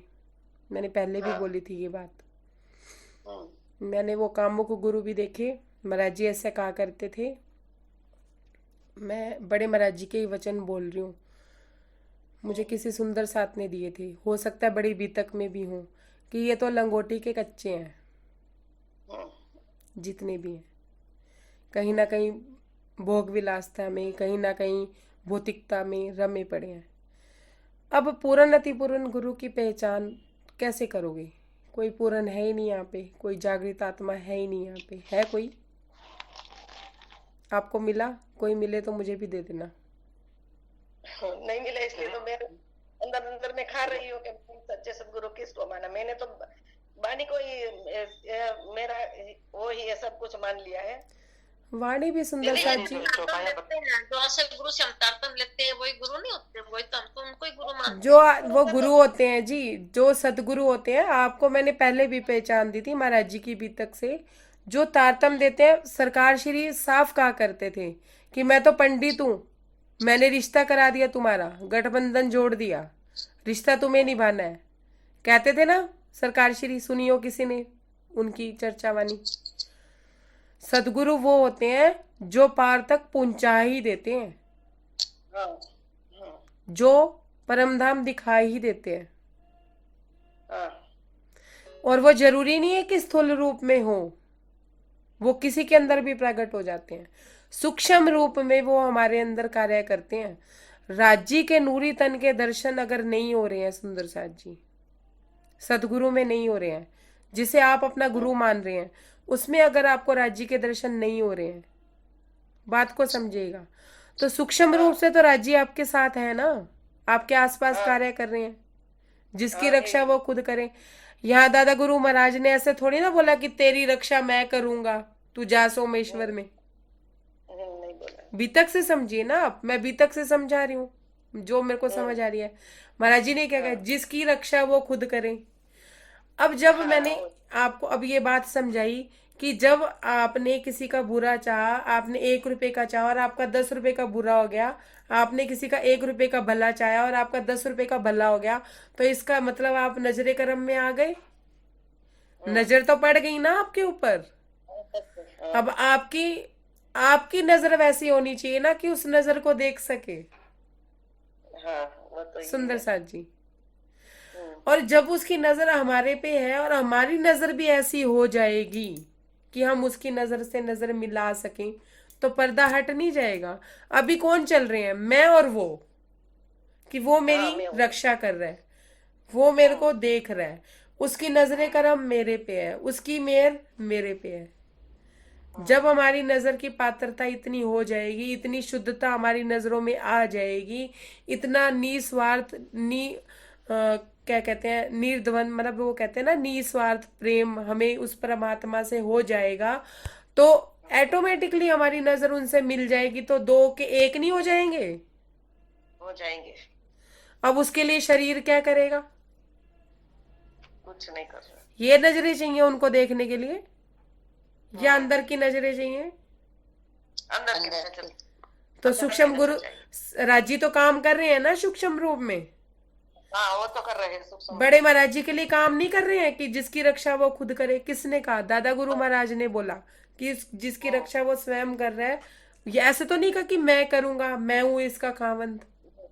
नहीं नहीं वैसा नहीं बोला, वो तो उसकी रक्षा वो कर रहे हैं, बीतक से भेज समझिए। रहे हैं, जिसकी रक्षा ऊपर वाले कर रहे हैं। जब हमारी रक्षा हमें पता है, राजी महाराज का सानिध्य हमें महसूस हो रहा है सबको, हम उनकी मेहर भी समझ रहे हैं, सब समझ रहे हैं, पर समर्पण नहीं कर रहे हैं। किस डर से नहीं कर रहे हैं? क्यों? क्योंकि हमें हमारा अभी उस सूक्ष्म नजर से, उस सूक्ष्म नजर से, उस मेहर से अभी हमारा स्वार्थ जुड़ा हुआ है। निर्विकार हमारा प्रेम नहीं है, निस्वार्थ अभी हमारा प्रेम नहीं है। सुंदर साथ जी, जिस दिन निस्वार्थ प्रेम हो गया और सिर्फ उससे उसी को ही मांग लिया और दिल से उसको लिए मांग लिया और दिल में अपनी जगह साफ कर ली, अपनी क्या कहते हैं, झोपड़ी में पड़ी लकड़ियां फेंक दी, तो बाहर पड़ी लकड़ियों का गट्ठर भी फेंक दिया, समझो। अब तू दे या ना दे तेरी मर्जी, मुझे तो तू ही चाहिए था। तेरे को मैंने देख लिया नजर भर के, अब मुझे कुछ नहीं चाहिए। अब तू अपनी मेहर से मेरे तन से काम लेता है, ले, नहीं लेना मत ले, मुझे क्या करना है। हाँ वही तो है। समझ आ रही है मेरी बात? वैसे तो ये आगे की कहानी थी जो इनकी बात से मुझे पहले बतानी पड़ी। पूर्ण आप कैसे पहचान लोगे? कैसे पहचान लोगे? पूर्ण होगे तब पूर्ण पहचान होगी ना। अरे जब सतगुरु आपको पहचानेंगे, आपके अंदर अपनी बैठक करेंगे। अब सब ईमानदारी से बताइएगा, जिनके सतगुरु सामने हैं, स्थूल रूप से सामने है, उनकी बैठक भी उनके हृदय में है? स्थूल रूप में तो नहीं है ना। अब स्थूल रूप मैं कह रही हूँ, जिनके स्थूल रूप में है, जिन्होंने जिनसे तारतम लिया है, उनकी बैठक उनके अंदर है। उनको रीता रीता महसूस नहीं होता है, खाली खाली नहीं महसूस होता है, उन्हें उदासी नहीं छाती है। जाती है उदासी। देखिए, हो सकता है आप अभी जवाब ना दीजिए, कोई जरूरी नहीं है तुरंत मुझे जवाब दीजिए। 1 दिन का मंथन कर लीजिए अपना अपना, उसके बाद जवाब दे दीजिएगा। आपने को कौन सा जल्दी है? जिनके मैं फिर से प्रश्न दोहराती हूँ कि जिनके गुरु स्थूल रूप से हैं और जिन्होंने जिनसे तारतम्य लिया है, उनका स्वरूप भी हमारे हृदय में खड़ा है। हम आंखें बंद करें तो उनके दर्शन कर सकते हैं स्थूल रूप के। फिर हमें खाली खाली रीता रीता अंदर से अकेलापन क्यों महसूस होता है? क्यों खालीपन सा महसूस होता है? कभी उदासी छा जाती है? जब एक अपूर्ण शिष्य पूर्ण गुरु से मिल गया तो वो पूर्ण नहीं हो जाएगा क्या? अगर वो पूर्ण नहीं हो रहा है शिष्य, तो इसका मतलब गुरु अपूर्ण है। समझ नहीं आ रही बात को समझिए। अगर एक अपूर्ण शिष्य पूर्ण गुरु से मिल जाता है तो वो पूर्ण हो जाता है, फिर उसको खाली नहीं मिलता। अब जिसने राज्य का स्वाद चख लिया, उसका मन डाउन होगा क्या कि मैंने 108 बार तारतम की माला नहीं करी इसलिए मैं परेशान हूँ, आज मैंने मेर सागर नहीं करा मैं इसलिए परेशान हूँ, उसको माया के दुख सुख लगेंगे? अरे इसका मतलब ये है कि शिष्य अपूर्ण है, गुरु भी अपूर्ण है। तुम्हारी अभी खोज पूरी नहीं हुई है। खोज करो रे साधो, खोज करो। हाँ जी, रजनी मेरी आवाज आ रही? हाँ जी आ रही है भैया। जैसे कि अगर मतलब गुरु अगर पूर्ण हो, अगर शिष्य अपूर्ण हो, तो कैसे पहचान, ऐसे हम गुरु पे कैसे उंगली उठा सकते हैं? क्या पता शिष्य अपूर्ण हो? हाँ तो शिष्य तो अपूर्ण ही है ना वो। माया चीजें चाहिए। अरे भाई शिष्य तो अपूर्ण ही है। शिष्य तो अपूर्ण ही है। गुरु पे उंगली नहीं उठा रही हूं मैं, ना मैं किसी गुरु को गलत कह रही हूँ। मतलब अज्ञान मतलब ज्ञान नहीं आ रही है। नहीं भाई, अपूर्ण का मतलब होता है कि वो पूरा नहीं है, उसके अंदर किसी का मतलब किसी का स्वरूप नहीं है, मतलब विश्वास जागृत नहीं हुआ होती है। नहीं लक्ष्मी दीदी उसे नहीं, पहचान नहीं, उसे पहचान नहीं हुई। पूरी पहचान नहीं है। कहाँ का है? उसे पहचान नहीं हुई है। आप मेरी बात को समझिए, एक मिनट, ज्ञान तो है, फिर परमात्मा की पहचान नहीं है। एक मिनट। अच्छा अपूर्ण शिष्य अपूर्ण कैसे है? सुंदर साथ जी, शिष्य अपूर्ण कैसे है? हमने वाणी से पढ़ लिया, महाराज जी ने इतने हार, राजी ने इतने हार पहने हुए हैं, इतना उन्होंने श्रृंगार किया हुआ है, पाग बांधते हैं, पेच बांधते हैं, दिख रहे हैं? दिख रहे हैं तो वो अपूर्ण है। अब ऐसे सोचने में तो ताजमहल की मालकिन मैं हूं, मैं सच में हूं, और मैं आनंदित होती रहूं कि मैं मालकिन हूं। समझिए, शिष्य तो अपूर्ण नहीं है जी। शिष्य अपूर्ण, अपने आप को अपूर्ण तब तक मानिएगा जब तक आपके हृदय में अपने सतगुरु की भी छवि ना खड़ी हो जाए। समझ रहे हो? शिष्य अपूर्ण है, मैं गुरु पे उंगली नहीं उठा रही हूं। अगर गुरु पूर्ण है, उसने और शिष्य ने दिल से समर्पण किया है, दिल से, मैं मन से नहीं कह रही। मन तो जब दिल हम अपने सतगुरु के चरणों में रख देंगे तो मन सतगुरु ही पकड़ लेते हैं। मन के घोड़े सतगुरु के पकड़ने से ही चलते हैं। महाराज जी ने क्या बोला, ये बात मैं कल समझाती कि अब निश्चितता सी आई, ढंग और ले गए मन के ढंग ही बदल गए। क्या महाराज जी ने बदले मन के ढंग, या दादू गुरु महाराज ने बदले ढंग अपने शब्दों से? कोई बताएगा? क्या सखी क्या बोला? कि महाराज जी ने एक शब्द बोला कि मन में थी पहले ही विमुखता इस संसारी सागर में, पर अब निश्चितता सी आई, ढंग और ले गए मन के। कि मन के ढंग मेरे बदल गए। किसने बदले? महाराज जी ने बदल लिए थे ढंग। इतने सालों में महाराज जी मन मंथन कर रहे हैं, सब कुछ कर रहे हैं, मन में राजी का स्वरूप आ गया था उनके, कोई स्वरूप खड़ा हो गया था अंदर, बिल्कुल नीट एंड क्लीन अपने मन को कर दिया था। 14 लोग ब्रह्मांड अपने मन को पार करके वो योग माया में प्रेम में पहुंच गए थे। तो सुंदर सा जी, प्रेम में पहुंचने के बाद कृष्ण तत्व में यूं कह लीजिए कि दादा गुरु महाराज मिले तो मन के ढंग प्रेम में रंग गए या नहीं रंग गए? किसने पकड़ा मन का रंग? दादा गुरु महाराज ने पकड़ा या महाराज जी ने अपने मन से मोड़ दिया? हाँ, दादा गुरु ने मोड़ दिया। बीतक से समझिए ना, एक एक लाइन हमें विचार दे रही है। जब हमें अब अगर हमने वो ना छत्रसाल महाराज जी की चौपाई है, पहले दाता हम भय गुरु को दिनो शीश, दूसरे दाता गुरु भय सब कुछ कियो बख्शीश। पहले जब अपूर्ण शिष्य तो अपूर्ण नहीं होता है जी, वो अपने गुरु से मिलके सतगुरु से मिलके ही पूर्ण होता है। फिर वो अति पूर्ण, जब वो पूर्ण शिष्य गुरु से मिल जाता है, वो पूर्ण हो जाता है, तो वो अति पूर्ण होके राज्य के हृदय में वो अपना स्थान बनाते हैं, जो मुझे समझ आया सुंदर सा जी। हो सकता है मैं गलत हूँ, मेरा अनुभव गलत हो, आप अपना अनुभव भी कर नहीं सर। सकते हैं, आप अपना मंथन भी कर सकते हैं। आपको किसी गुरु की जरूरत है नहीं, क्यों नहीं है? क्योंकि आपके ऊपर जिसकी नजर है ना, वो पूर्ण है।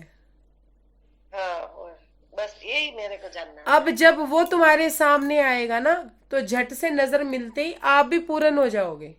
पर पहले वहां तक की मंजिल तो प्राप्त करो। हम लोगों ने अपनी मंजिलें तो पूरी करी नहीं है, पर हमें सदगुरु चाहिए, वो भी पूर्ण अति पूर्ण वाले। अरे पहचानोगे कैसे? तुम लोगों ने तो हम लोगों ने तो अपने माइंड में क्या बिठा रखा है, 5 हार, झांझरी घुंघरी कड़वा, पूरे हार श्रृंगार के साथ राज्य की इच्छा कर रखी है। लंगोटी में आ गया तो कैसे पहचान लोगे? नहीं पहचान। उतनी पूर्णता तो आप में भी चाहिए, पहचानने वाली नजरें तो चाहिए, कैसे पहचानोगे? हाँ नजर चाहिए। प्रेम को समझ रही है बात? तो वो किसी रूम में याद रहेगा तो पहचान। गुरु पे कोई उंगली नहीं है जी, किसी गुरु पे कोई उंगली नहीं है। शिष्य तो पूर्ण नहीं होता है, गुरु से मिलके वो पूर्ण हो जाता है। मेरे कहने का मतलब, जो मुझे महाराज जी ने समझाया, कि अंदर एक स्वरूप खड़ा हो जाता है, उस स्वरूप के साथ हम नित्य विहार करते हैं।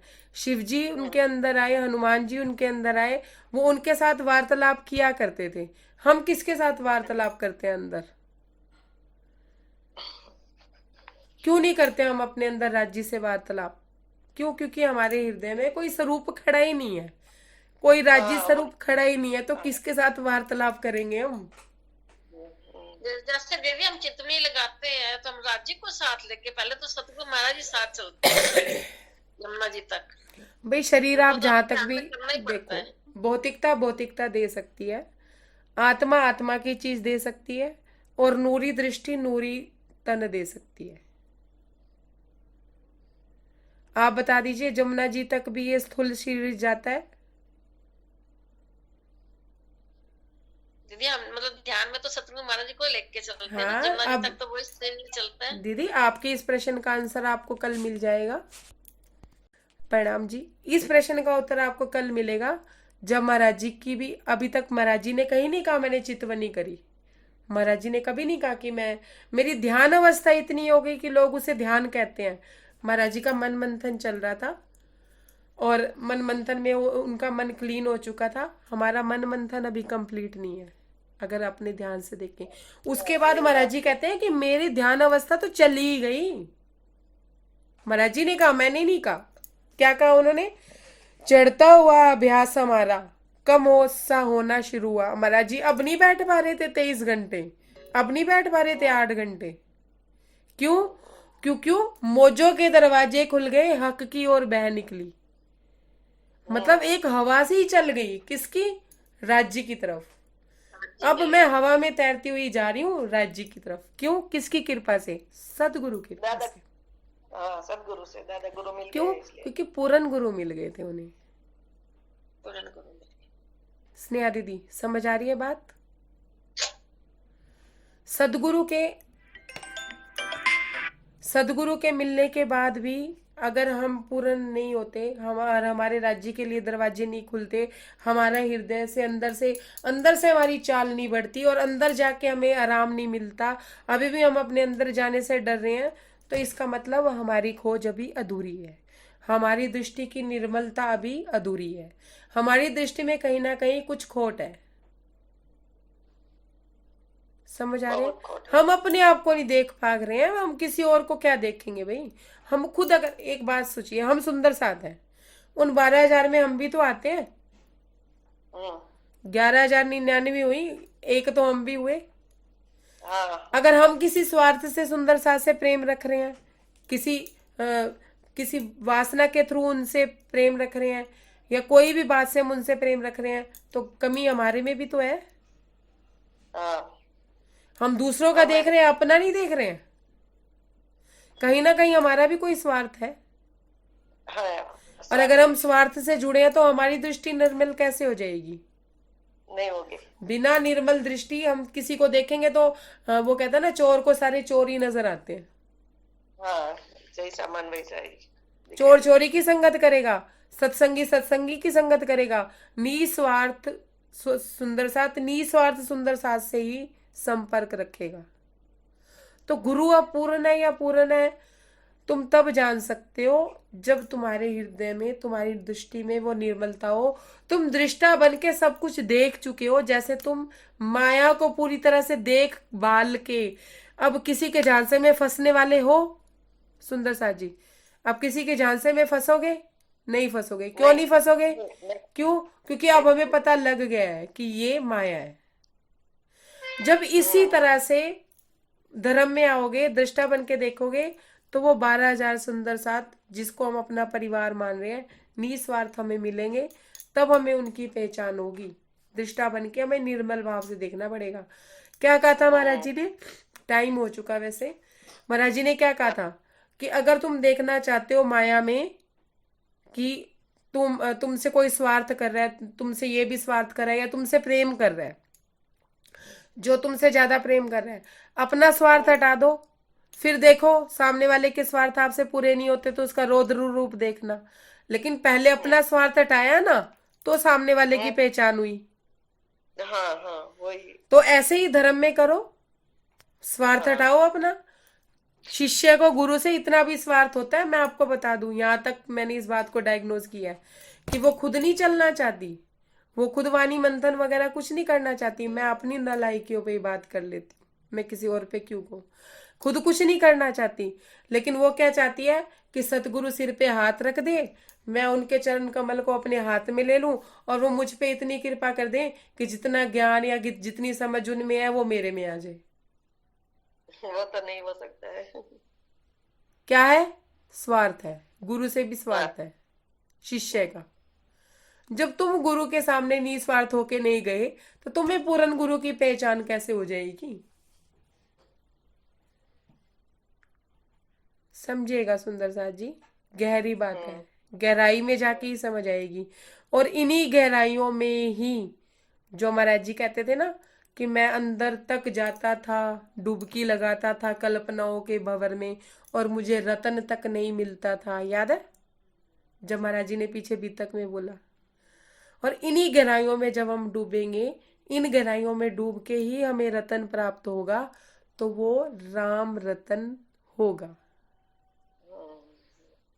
फिर हमें गुरु मिलेंगे, और गुरु पूर्ण है या अपूर्ण है तब पहचान होगी जब हम निस्वार्थ खुद होंगे। खुद में तो निस्वार्थता है नहीं, हम गुरु की निस्वार्थता देखते फिर रहे हैं। सुंदर साथ जी, शब्द कटु थे या जैसे भी महाराज जी ने मुझसे बुलवाए, कोई गलती हो मुझे क्षमा कीजिएगा, कोई बात किसी के दिल को चुभी हो तो क्षमा कीजिएगा। आई होप आपके प्रश्नों का उत्तर मिल गया।